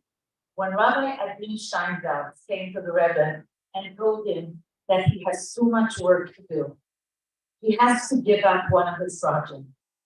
Which one should he give up? And you all know the answer. The Rebbe told him, not only do you not give up, but you take on one more. So, in this clip of this, I'm going to open this panel, and I'm going to start by telling you that this panel is a panel of female, and you heard the women being introduced. But before that, I was asked by the woman who gave the dollar of the Rebbe to say it one more time, so you'll forgive me. NShei Chabad, please write the number and permits to open a new shir. Join 5 during the summer. But she gave me 3 more things. Bed, go on 5 Mitzvot. Suggest 5 shidduchim. I will speak into the mic, sir. And get 8 children. This is the Rebbe's Bakasha to join into a Sefer Torah. So if there's anything else, you can whisper it to me, but please commit yourself, write it down, and let us all go in for the Rebbe's dollar. Thank you. Now I will start with our first round, and that is the round that comes after the next page. Okay, so we have Basi Gurko, the one in the middle. What actions do you find have a particularly profound effect, positive or negative, on small children? 2 minutes. That's a tough one. So it's hard to think of one, but what comes to mind is the Machaya, of being a living example. And I know you've heard this so many times already. The Machaya, be an example, but I can't stress it enough. That do as I say, not as I do, does not fly. It doesn't work. You need to walk the talk. You need to really work on yourself and be that example. Children are extremely impressionable. They're an open slate. Their minds are not cluttered the way our minds are, and the way we're so distracted by so many things, because their minds are fresh and new. And everything they see, they notice everything. I'm sure you've experienced that yourself. They see all the details. They notice that you might be doing something that you told them not to do. They will notice how you're dressed. They will notice how you talk. And my husband drew me to an incredible sikha from the Previous Rebbe that I'm going to share with you. In short, because I don't have so much time. But this was a sikha that the Previous Rebbe said when he was visiting Riga in Adar of 1934, and talked about the women, and how the Jewish women, and he's speaking to the women, are influencers of our home. Influencer is a big word these days. But that's what really he was saying. We are the influencers of our home. We make the biggest impact. And Hashem knew that. And that is why he spoke to the women first at Matan Torah. And when it came to creating the Mishkan, which was creating a home for Hashem in this world, the women were the first ones to donate. What did they donate? They donated rings, earrings, nose rings, and armbands. Not enough time, but the Friedrich Rebbe said, these were not just physical donations.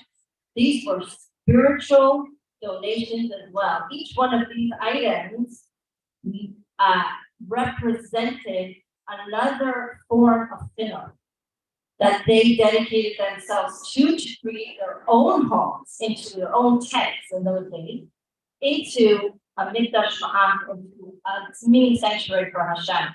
What was, and I'll explain to you about the earring, because that's the one that relates most to the Machaya.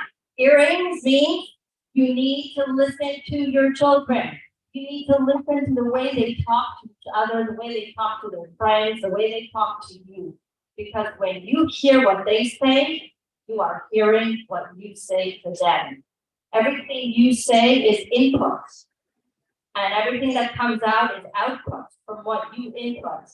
And so really, when you hear the way they talk, that is really hearing the way you speak as well. So that helps you understand maybe where you need to adjust accordingly, where you need to make those changes to speak with respect and love and kindness to your spouse, to speak with respect and love and kindness to your children.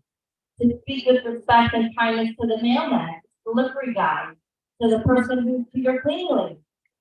All of that is noticed by your children. So being a good Messiah, I cannot stress enough as how important that is for our children to see us talking, walking, behaving, dressing, whatever we're doing, they are always watching. So keep that in mind, and really, there's so much more to say, and I'm going to get the copyright out of time. So I'll stop here.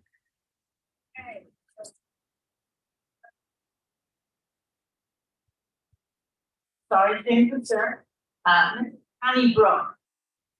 How do you raise children so they look forward to the Geula? Oh, wrong. Mrs. Brown.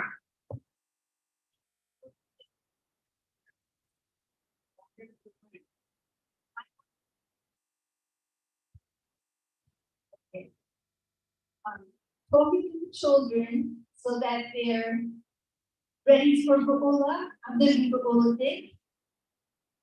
That is all positive. When Mashiach comes, won't be Sahara. There will be just a Yetzirah. So when they're speaking in a positive way to them, we're just introducing them to the new world of Geula Shlema. And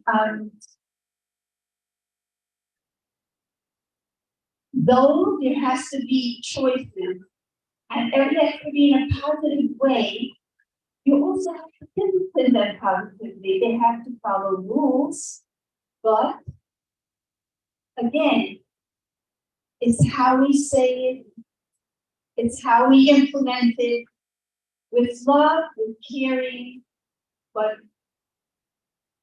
a Jewish child definitely needs the discipline. Without discipline, you can't have that love. Without yira, you can't have the complete ahava. When the child knows to follow rules and does the right thing, then he becomes a good kid. And this is our goal right now. And Aisha to help us to have the Geula Shlema so that the preparation for the goal is over and we actually live a Geula life. And thank you very much. Don't see. If a mother wishes to have a strong influence on her children, what would you advise her to do? Okay, hi. First, I just want to say that I thought that this event was going to be in the small hall because it's summer and look, there's so few people in Crown Heights. So when I came in, I was a little bit, my stomach turned. I didn't expect such a big crowd. So if a mother wishes to have a strong influence, what would I advise? I would suggest that we recognize that she doesn't, in a sense, there's almost nothing we have to do in order to have a strong influence. And what I mean by that is the natural state of affairs. That's the natural state of being. That automatically we have an incredible, profound impact on our children. And what we want to do as parents is we want to make sure that our relationship with our children reflects that connection all the time. We want to make sure that our interactions reflect how powerfully connected we are. And so that's where I talk so much about the importance of our connection with our children, that we want nothing to get in the way of our connection with our children. Not their behavior, not their chutzpah words, not their not doing their homework. There are ways for us to navigate those situations without it getting in the way of our connection with our children. And one of the best ways I find to maintain my connection with my children, that at all times it's warm, it's loving, is that I'm very, very, very conscious of what I'm absorbing as a parent in terms of parenting guidance. What books am I reading? What podcasts am I listening to? What friends am I getting advice from? If I walk away from that guidance and I feel tension in my body, I feel some sort of anxiety that I need to be, my child's behavior, something's wrong, so now I need to fix that. I'm feeling the tension and anxiety. That's going to interfere with my connection with my child. But if I walk away from reading this book or listening to this lecture, and I feel closer and warmer and more loving to my child, that's the guidance that I personally want to stay focused on. I want to stay focused on guidance that keeps me feeling that natural connection that I always have with my child. And in addition to that, I think that it is incredibly important for us to have fun with our children. I know it's not something we hear very often. There's a lot of focus on everything that we need to teach them. But when we create a relationship with them that has fun and laughter, it's like as if you're like putting fertilizer in the ground. Everything else that we want to guide and we want to cultivate in them is going to take root in a much stronger way. So we just want to bring more fun and more laughter into our relationship with our children, more warmth, more closeness. We want to feel the love pouring out of our hearts to our children. Thank you so much. How best to incorporate Mike? How best should we incorporate Hasidic Yom HaPagra and Hasidus into our homes? And how important is it to do so? So when we look at the order of the Manashtara on Pesach, and we see how we have Matfilin first, the rest of the world says Matzah first, and we go with Matfilin first. They go with the most important mitzvah first, and Matfilin, which is really a minhag, goes at the bottom. But we put it first. And that is, as Baruch Hasidim and the Rebbeim always stress, how minhagim are the heart and soul of religion. These minhagim and the warmth that comes from Hasidus and from the customs that we develop on special days really inject so much life into our relationship with Hashem, with Yiddishkeit, with Hasidus. So I feel that it's so important because this is actually really the bread and butter. How you develop that connection to who you are as a chassid, which eventually dials back to who you are as a person and how you are as a balanced person. This gives that to our life in so many ways. And so when you want to incorporate these Yom HaPagras into your home, family's life, I go back on my own experiences, lived in London, Ontario, which is a small town. There was no one else in the town. Bob, and I just interrupt you. I just realized I didn't know what Yom HaPagra is. So maybe there's another person who doesn't know. So maybe we should tell them. Yom HaPagra is a Hasidic holiday. It marks a special date in the Hasidic calendar. It could be today, would be considered a Yom HaPagra because it's the day the Frierdiker Rebbe was released from jail. Yesterday was his birthday yard site, or you're let out of jail. When we were in London, Ontario, obviously nobody there is from, for sure not Chabad, and say, oh, Dr. Block, so which Rebbe got out of jail today? So that's usually what it boils down to.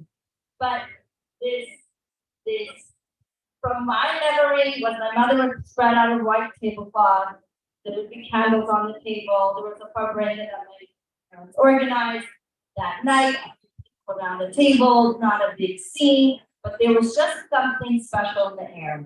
And I think everybody does it in their own special way. And a few suggestions that come to mind is that you talk about it a few days before. And like, what treats should we have?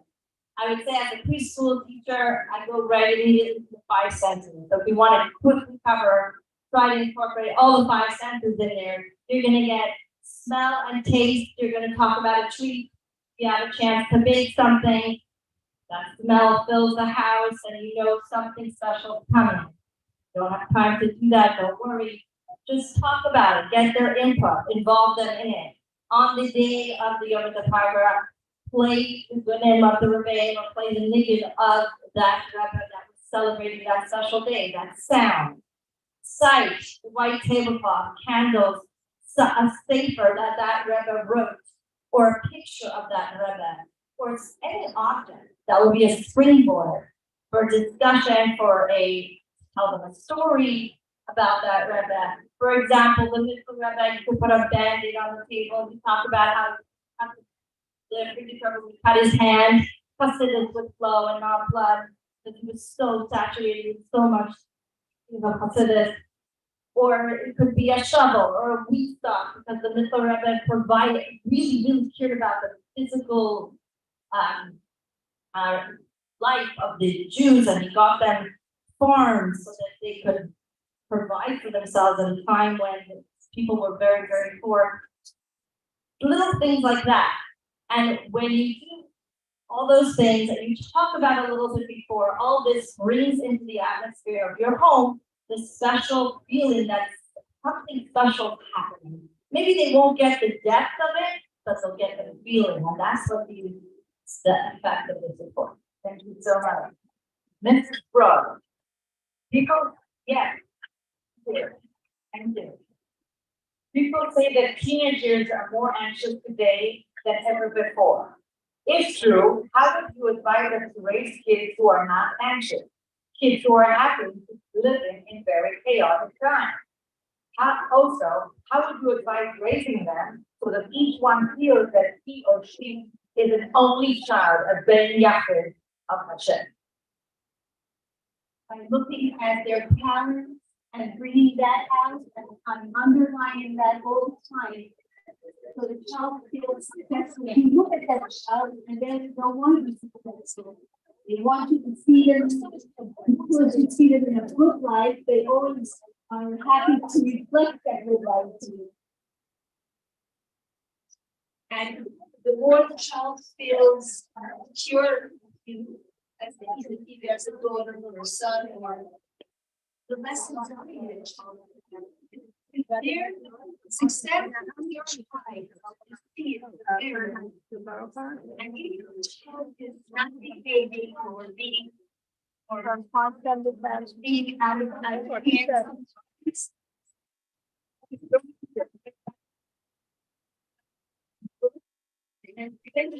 Why are you moving the Zoom? We can't hear anything now. Going closer. You're not getting closer. Let me know if it works. That's okay. Or they thank you for me, and I always underline that. And they want you to do well in school as well. They want you to do well in their Is this better? I'll let you know in a sec. The sound is not good. We don't hear. It's kind of muffled. We can see, but we don't hear well. What if a child misbehaves? How did you deal with that? He disobeyed you. No. Was it because of the mic or the sound is bad in general? With positivity. I get because the panel's not using the mic. The moderator, we can hear. The speaker's not. I say, you are Sadekis. You're just at this moment, you have to just throw away and get something, but you are Sadekis. And the child, again, no matter what they try to sell me, it doesn't work. I say, no, you are a good maker. You are a good maker. Was the group better before? Should we go put it back? And that always works. I guess the sound hasn't been great from the start, but it's hard to say if it's connection, in your opinion, between. You prefer it to go back, or do you want to hear? Absolutely, of course. Tell us. So I don't know the exact sifa, but I know that one of the sifas of Nun Aleph and Beis, the Rebbe talks about how in our time it's time already. She's holding a microphone. Yeah, it's good now. Thanks. It's not just some motivational, oh, we're really wealthy within, which is true, but actually that the Gashmis, it's time now. We're already like 1 foot into Geula, and it's already time to get used to it. It's time to get used to it, and it's time to be comfortable with whatever Geula is going to bring. And Geula is going to bring physical wealth, Gashmistic wealth, expansion, ease, all of that stuff. And so I'm going to take something that our children do and show you how we can see that our children are 1 step ahead of us in Geula. They intuitively know that it is time for abundance and rest and joy. So every time that we encounter an obstacle in raising our children and the child who doesn't want to help out, or the child who's asking you to buy them 100 things, instinctively what we kind of feel is like something's wrong. Look at my child. They're so, maybe we might think that they're greedy or they're lazy or things like that. And actually, I want to say that this is our children showing us that they are already ready for a time when there's going to be abundance. The child who wants a bunch of toys, when we see our child behaving that way, it doesn't mean we're not going to address it. I'm not saying, I'm talking about an idea here, not the practical aspect of it, but we don't need to get distressed and think, what's wrong with my child? Why are they asking for so much? This is such a terrible nida. Rather, to recognize that, wait a second, my child intuitively knows that the Yidden have suffered enough. We have lived for thousands of years with scarcity and with stress and with working so hard. And our kids know that that's over. We don't need that anymore. And it's actually, I feel that as a parent, it's like my children are inviting me to notice where I'm still holding onto a galus mindset in my life, where I still think that I deserve strength, or this is the way life is, never, it's just the way it is. It's hard, there isn't enough, I'm too tired. But rather to recognize that I also can start to say, we don't need this anymore. We're done. We're done with galus. And to be drawn after our children in that knowing that we don't need that anymore. That galus is over. Now, on the practical side, of course, we're not going to buy them all the toys that they want, even though they're asking for all of it. It may not be that we're actually going to act. It doesn't mean that we're, so to speak, giving in to that behavior. But the way that we are going to address that behavior is going to look very, very, very different when we recognize it as my child's neshama already knows that the Yidden are done suffering. And so the way that I'm going to address their asking for a bunch of toys is going to look different than when I think that something's wrong. Look, he's so greedy and I need discipline and I need to get rid of this terrible nida. It's not a terrible nida. They're just a child. They don't know how to express it. You know, in the what their neshama is saying, they may not know how to express it. So I will address it differently if I recognize this is my child knowing that it's time for the ula. And thank you. Mrs. Durko, how do you keep yourself inspired on a daily basis while changing diapers, I guess a little bit later, cleaning the floor, doing many other activities, and don't seem obviously wookiness in nature? Got that one? Okay, so I would say things that go hand in hand really are learning and awareness. So I'm just gonna touch on the Hayom of today when we talk about learning. So I'm gonna read to you the translation of it. And the Friedrich Rebbe said this in a letter 5 years after he was released from jail. And he said, when you make Farbrengen on Yud Beis Yud Gimel Kamas, I will be present at your Farbrengen in which you strengthen yourselves in the ways of Chassidus and in establishing set times of study of Chassidus and in implementing into action that which you learn. Blessings to you and your families and an abundance of everything good from spiritual to physical.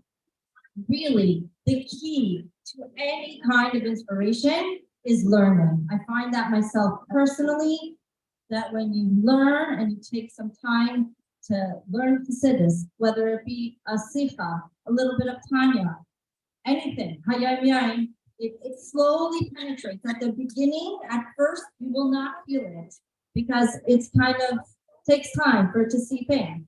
But don't give up. Keep it up. 2 weeks, 3 weeks, you will begin to see a shift in your mind and a shift in your heart. And it, like from Rabbi Akiva, with the water dripping on the rock, it takes time, but it gets there.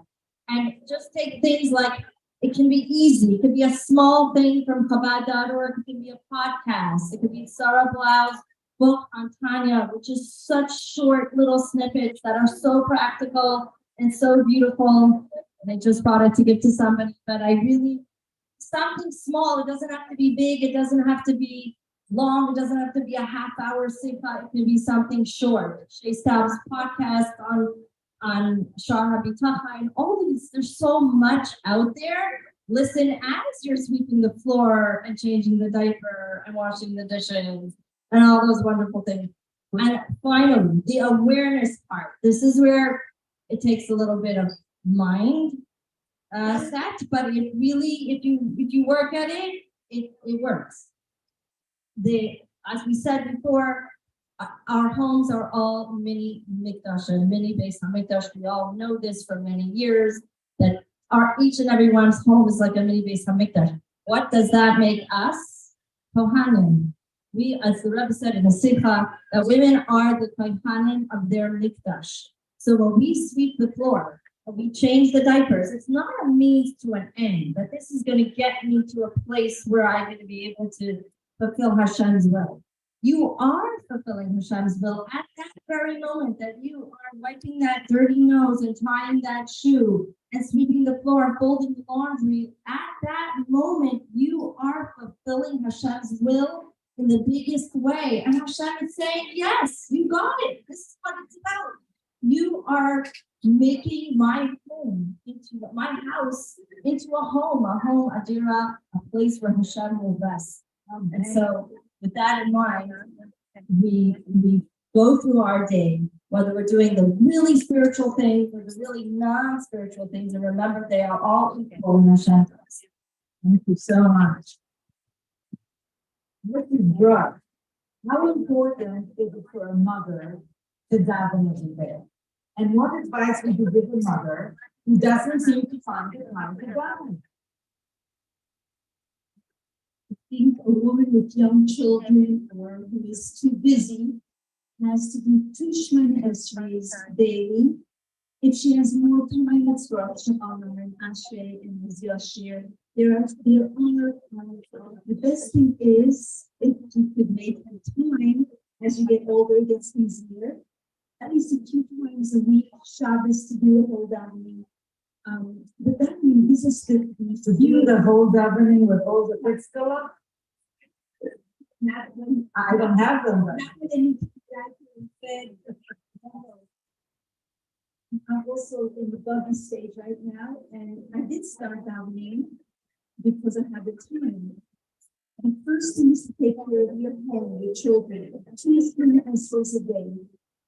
You just start with the Shemona Esrei, you can go to the Shemona Esrei straight away. If you have no time, but if you can add a little more, dates from Yetzer on Baruch She'amah, NShei, as you get More Shemona Esrei, lady, that's all. From the upper of the Shulchan Aruch. That's why, Even culture. Yes. We do find time to take care of ourselves, which is very, very important. The davening, even a short davening, if you just have a bunny while you're doing it, it gives you stuff for the rest of the day as well. Because first, again, if it's guests and you're going to take care of, there was a sukkah, was a very busy sukkah, and I had 30 guests for every meal. And I remember I go on and decide when she makes a little as I usually do, my guests are going to have their favorite plates. So as I left here, the angel helped me. I had a sukkah in front of my home, and a bus, a full bus of Russian media started to go. They were on the way to Atlantic City. They all came into my sukkah and benched more than Esther than I ever did. I used to go, one day I did it with my grandchildren, I did it with my children. But that year, because I had so many guests, I had maybe 50, 60 people I benched Esther with because there's something I wanted to do, and I wouldn't have the time that year. But if it's a choice of doing what you have to for your home, the money so late. Shorter than Okay. Thank you so much. That was worth everything. This is Goldstein, and this is our last question. And I'm going to ask you, based on your experience, what would you say are some of the greatest challenges facing mothers today? And in your answer, please impart some words of hope. Yeah, I'll try. I believe that some of the greatest challenges facing mothers today is feeling overwhelmed practically, physically, on a purely practical level, and loneliness, feeling lonely in motherhood, not having other people to bounce off of, to share what's going on, to feel that we are accepted in our challenges just as we are. And so, as a way of hope, I would offer that search for friends. Find groups of people that you feel comfortable amongst to be yourself, to share what's really going on in your life. And as far as taking care of ourselves and feeling overwhelmed, at the core, I believe that that is because we don't really recognize how valuable and special each one of us are. We become so consumed with taking care of our children, and that's wonderful. But then we lose ourselves and we don't recognize how valuable and special we are. So I'll just end with this. If we really knew how valuable and special we are, we would take care of ourselves with the same loving care that we take care of the newborn. So that's beautiful. Take care. Thank you so much. I'm going to share this story with you, but I decided I will. I want to tell you the story of how my son, Raleigh Resnick, became a chassid. My son at 10 years old said, Yach to Lubavitch Gan Yisrael camp, and Yach to Lubavitch anything. My friend, who was my mashpia, said he needs Gan Yisrael. My husband said over my dead body. I understand that it was a problem. I arranged for my son to hear a conversation between me and a friend, in which I told them, I tried to get my son into Gan Yisrael, but I couldn't because there was no room. My son comes to me and says, and you told them that I am the son of the Rebbe's doctor and they had no room for me? 10-year-old. And I said, yes, and they said they'll pick somebody else out. I said to him, Raleigh, you're on a waiting list. Every other week, Mommy, how's the waiting list going? I said, you don't care, you don't want to go to the camp. The point was that my mashpia told me he needs Gan Yisrael. And I didn't follow anybody else but her. As the Hashem works, he does run the world. He arranged for my husband to be invited to be the head of hypertension in Detroit. And now we are going to visit Rabbi Shem Tov in Detroit because I told my husband he's the chief shaliach and we can't not visit him if we're going for an interview in Detroit. Rabbi Shem Tov was already paid by me. He said that if my husband didn't agree, he would refund me, which itself was a miracle. But anyway, I arrived at the office of Rabbi Shem Tov, and there it's filled with pictures of Gan Yisrael. And my husband says, that's such a beautiful camp. If my son ever goes to camp, I will consider your camp. The kids there, one day, a letter arrives, and Raleigh runs in. Mommy, there's a letter from Gan Yisrael. I said, yes, let me see it. It was a ticket for the bus. I said, Raleigh, you want to? He'll tell him every time. He wanted to know it changed his life.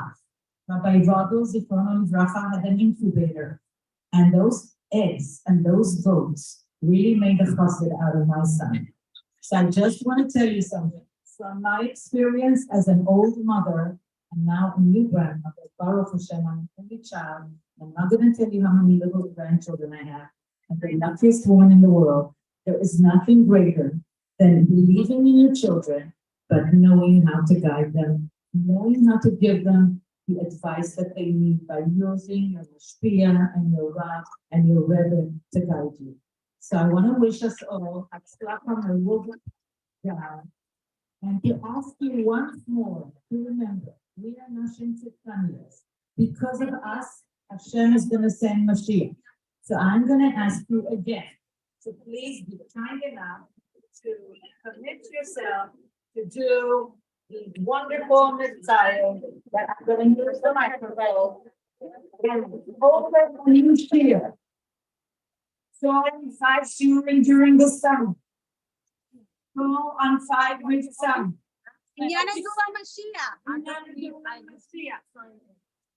Introduce 5 people or suggest 5 people for the document.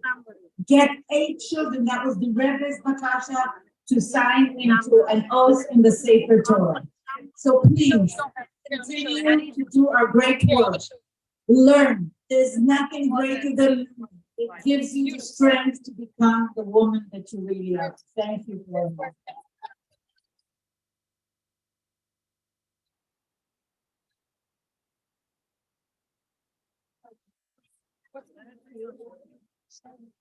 This is the picture of my 2 granddaughters. Yeah. Before 7. Before 7. How do I start a new one?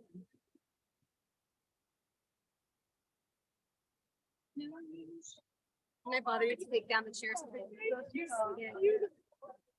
You know how to start a new one?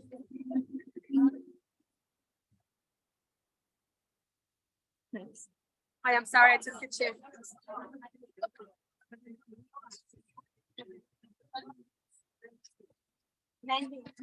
As we wrap up the event, let's show the passion we have via puppet.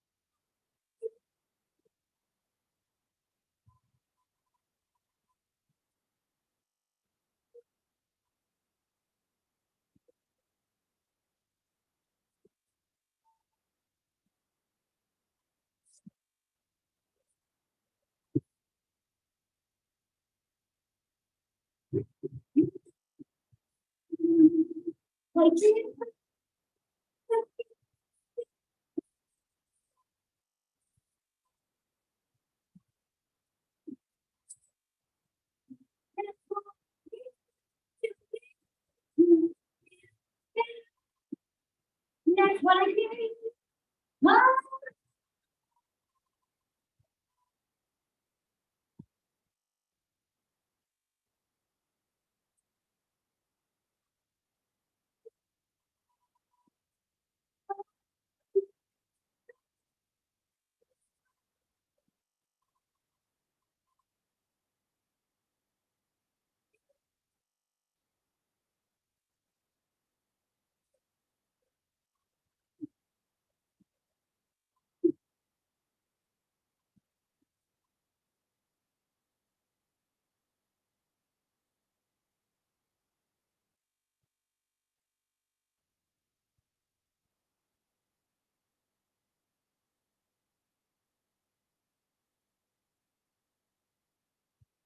Thank you so much, Lisa. That was incredible.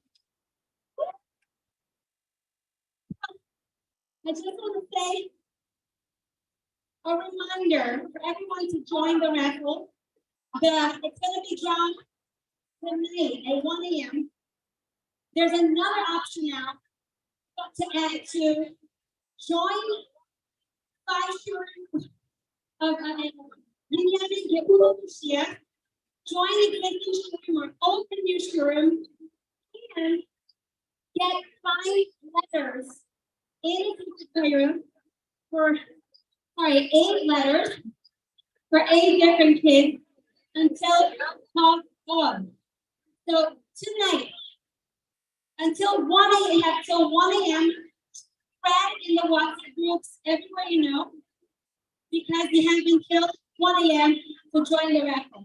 Anything else? We're good? Now I want to say peace together. When we say peace, we give highest to the Rebbe Melech HaMashiach. So let's say together. Yehi Adonenu, Meirei Benenu, Mashiach Adonenu Goyim. Yehi Adonenu, Mashiach Adonenu Goyim. Yehi Adonenu, Meirei Benenu, Melech HaMashiach Adonenu Goyim. Thank you, Shaya, everyone. Shaya. Mashiach family, thank you so much. Okay, Mashiach.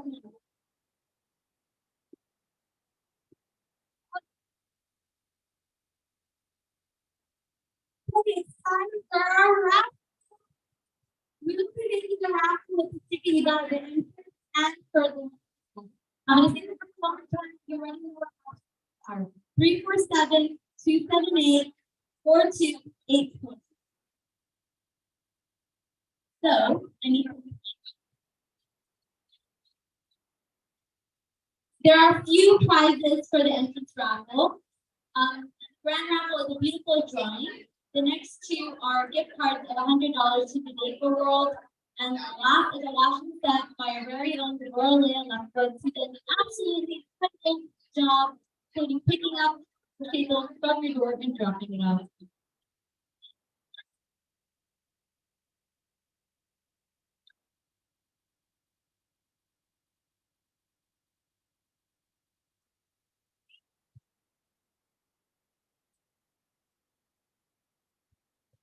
Okay, I'm waiting for the box and wrapping it.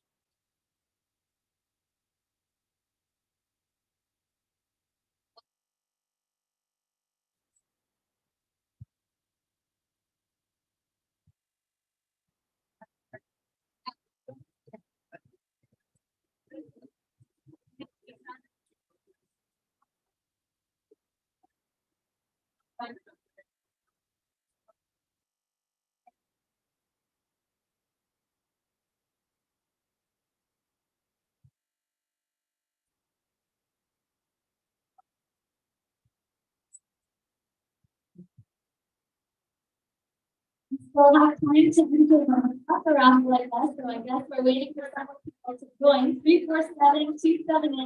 347-278-4284.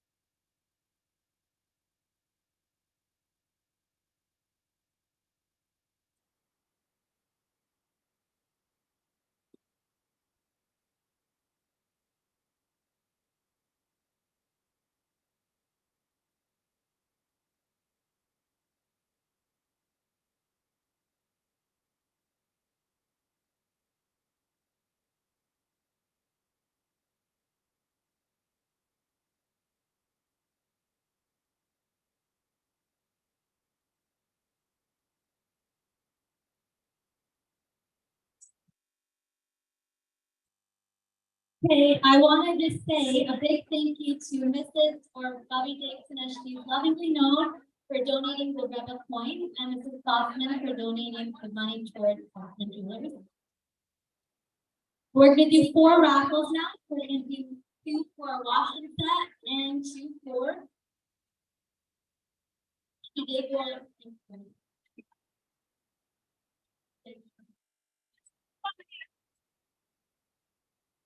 Okay, the first winner for a washing set is Miriam.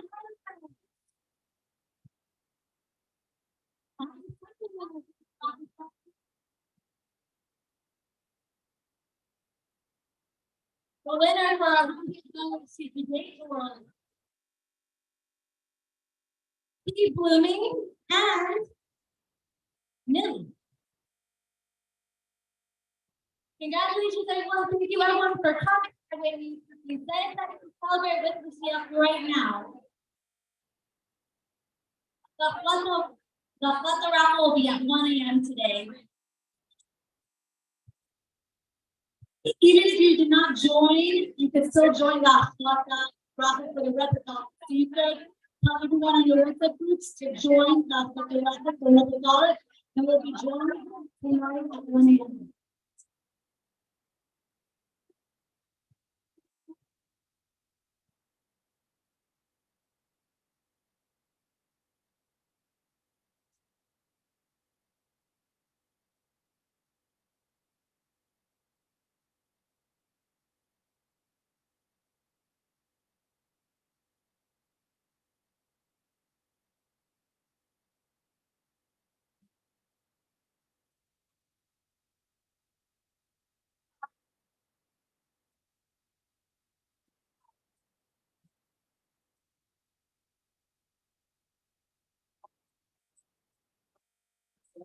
Yeah, so we are going in right.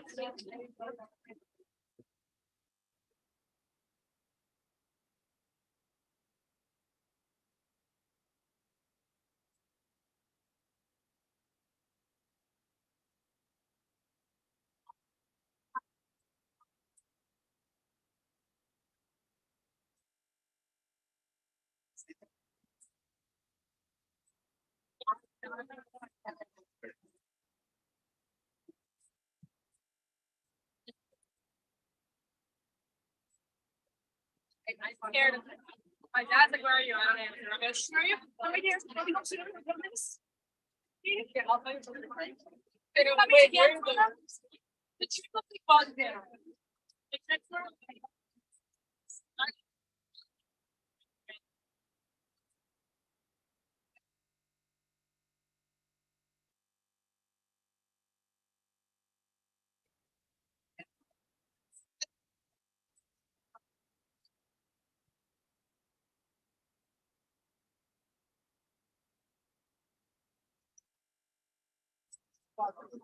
And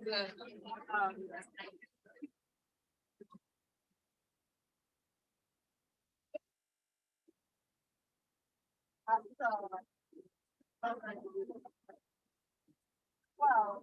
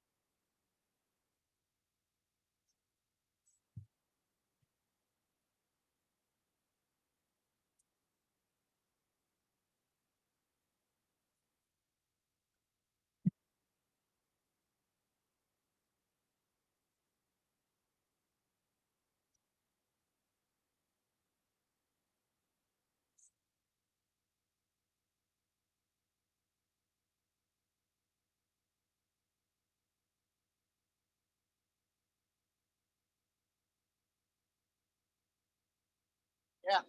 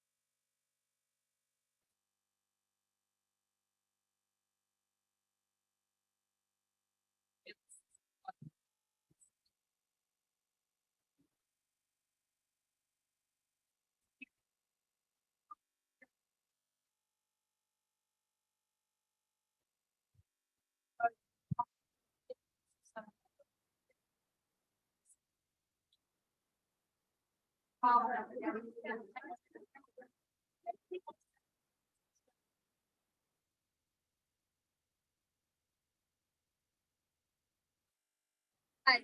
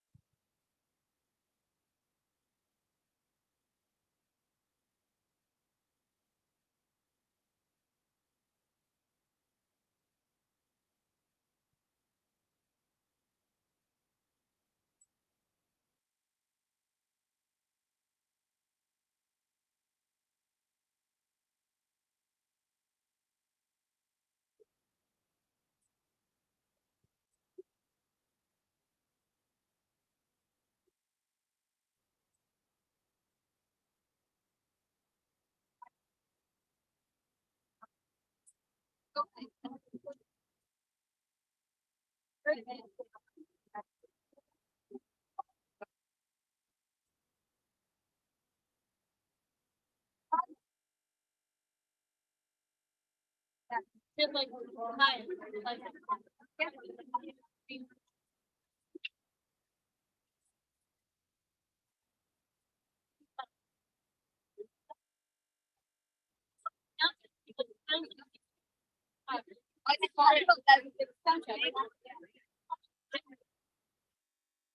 Hello. Yeah.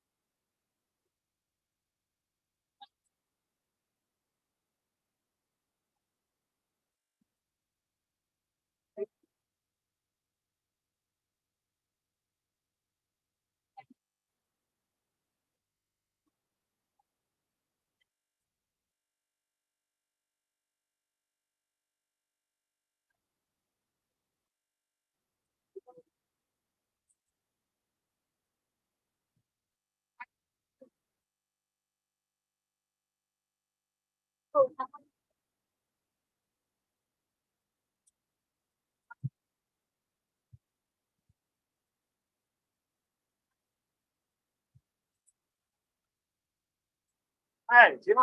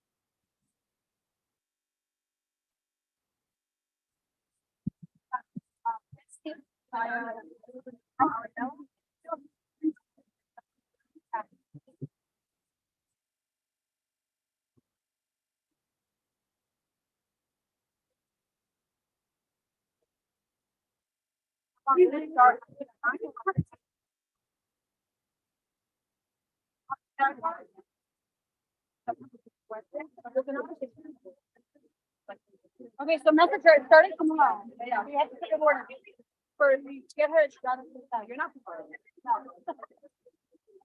I give her anxiety.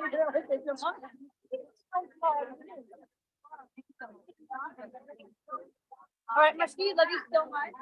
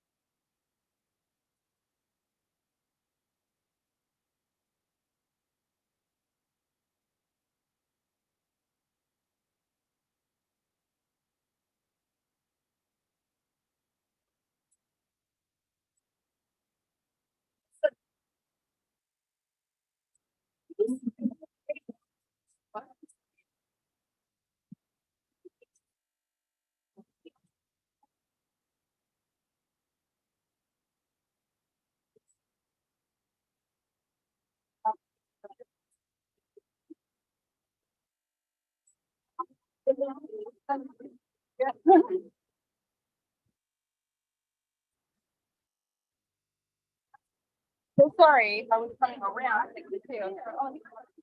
We have all the shirts covered. We have 5 shirts covered. Now all we can do is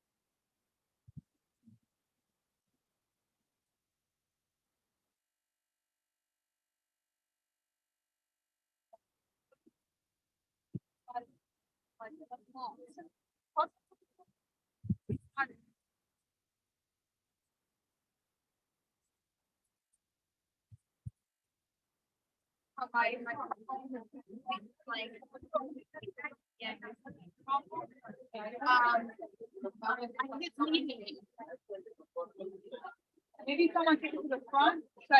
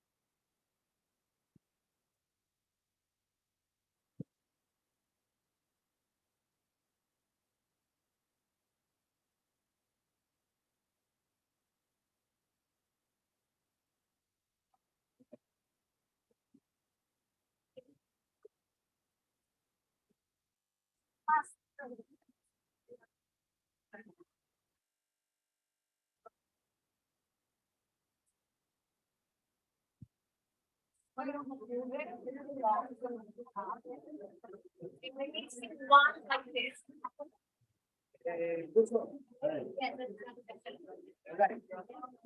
I see one like this. One.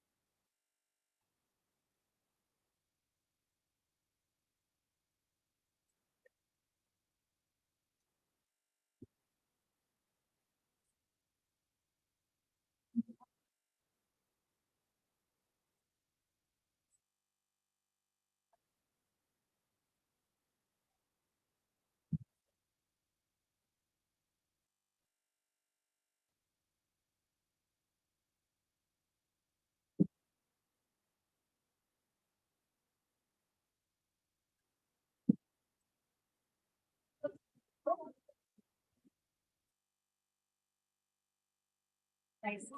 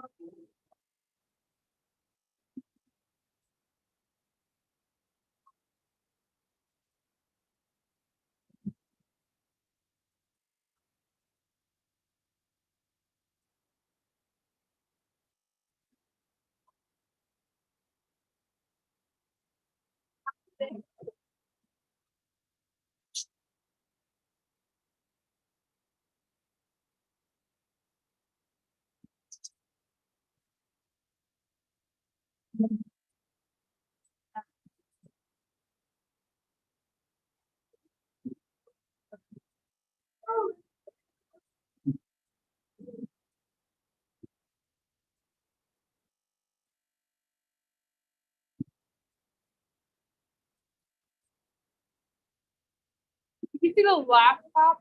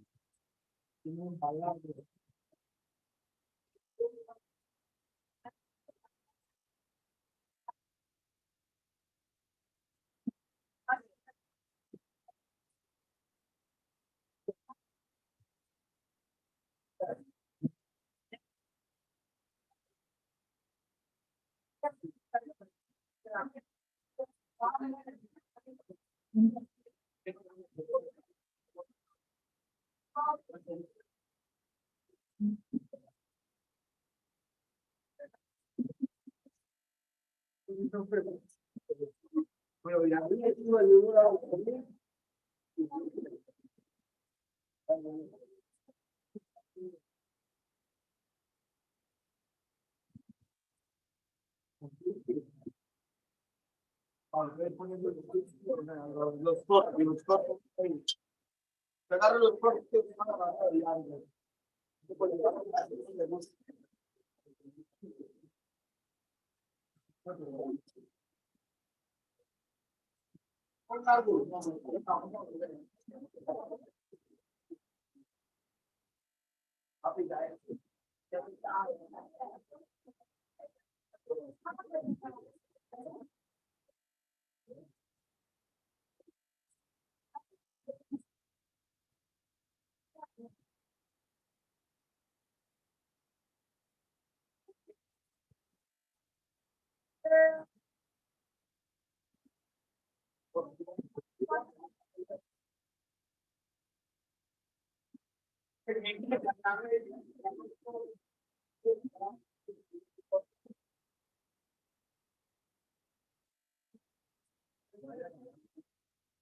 Pero y cuando hay construcción todo porque hagas enfrente, pa.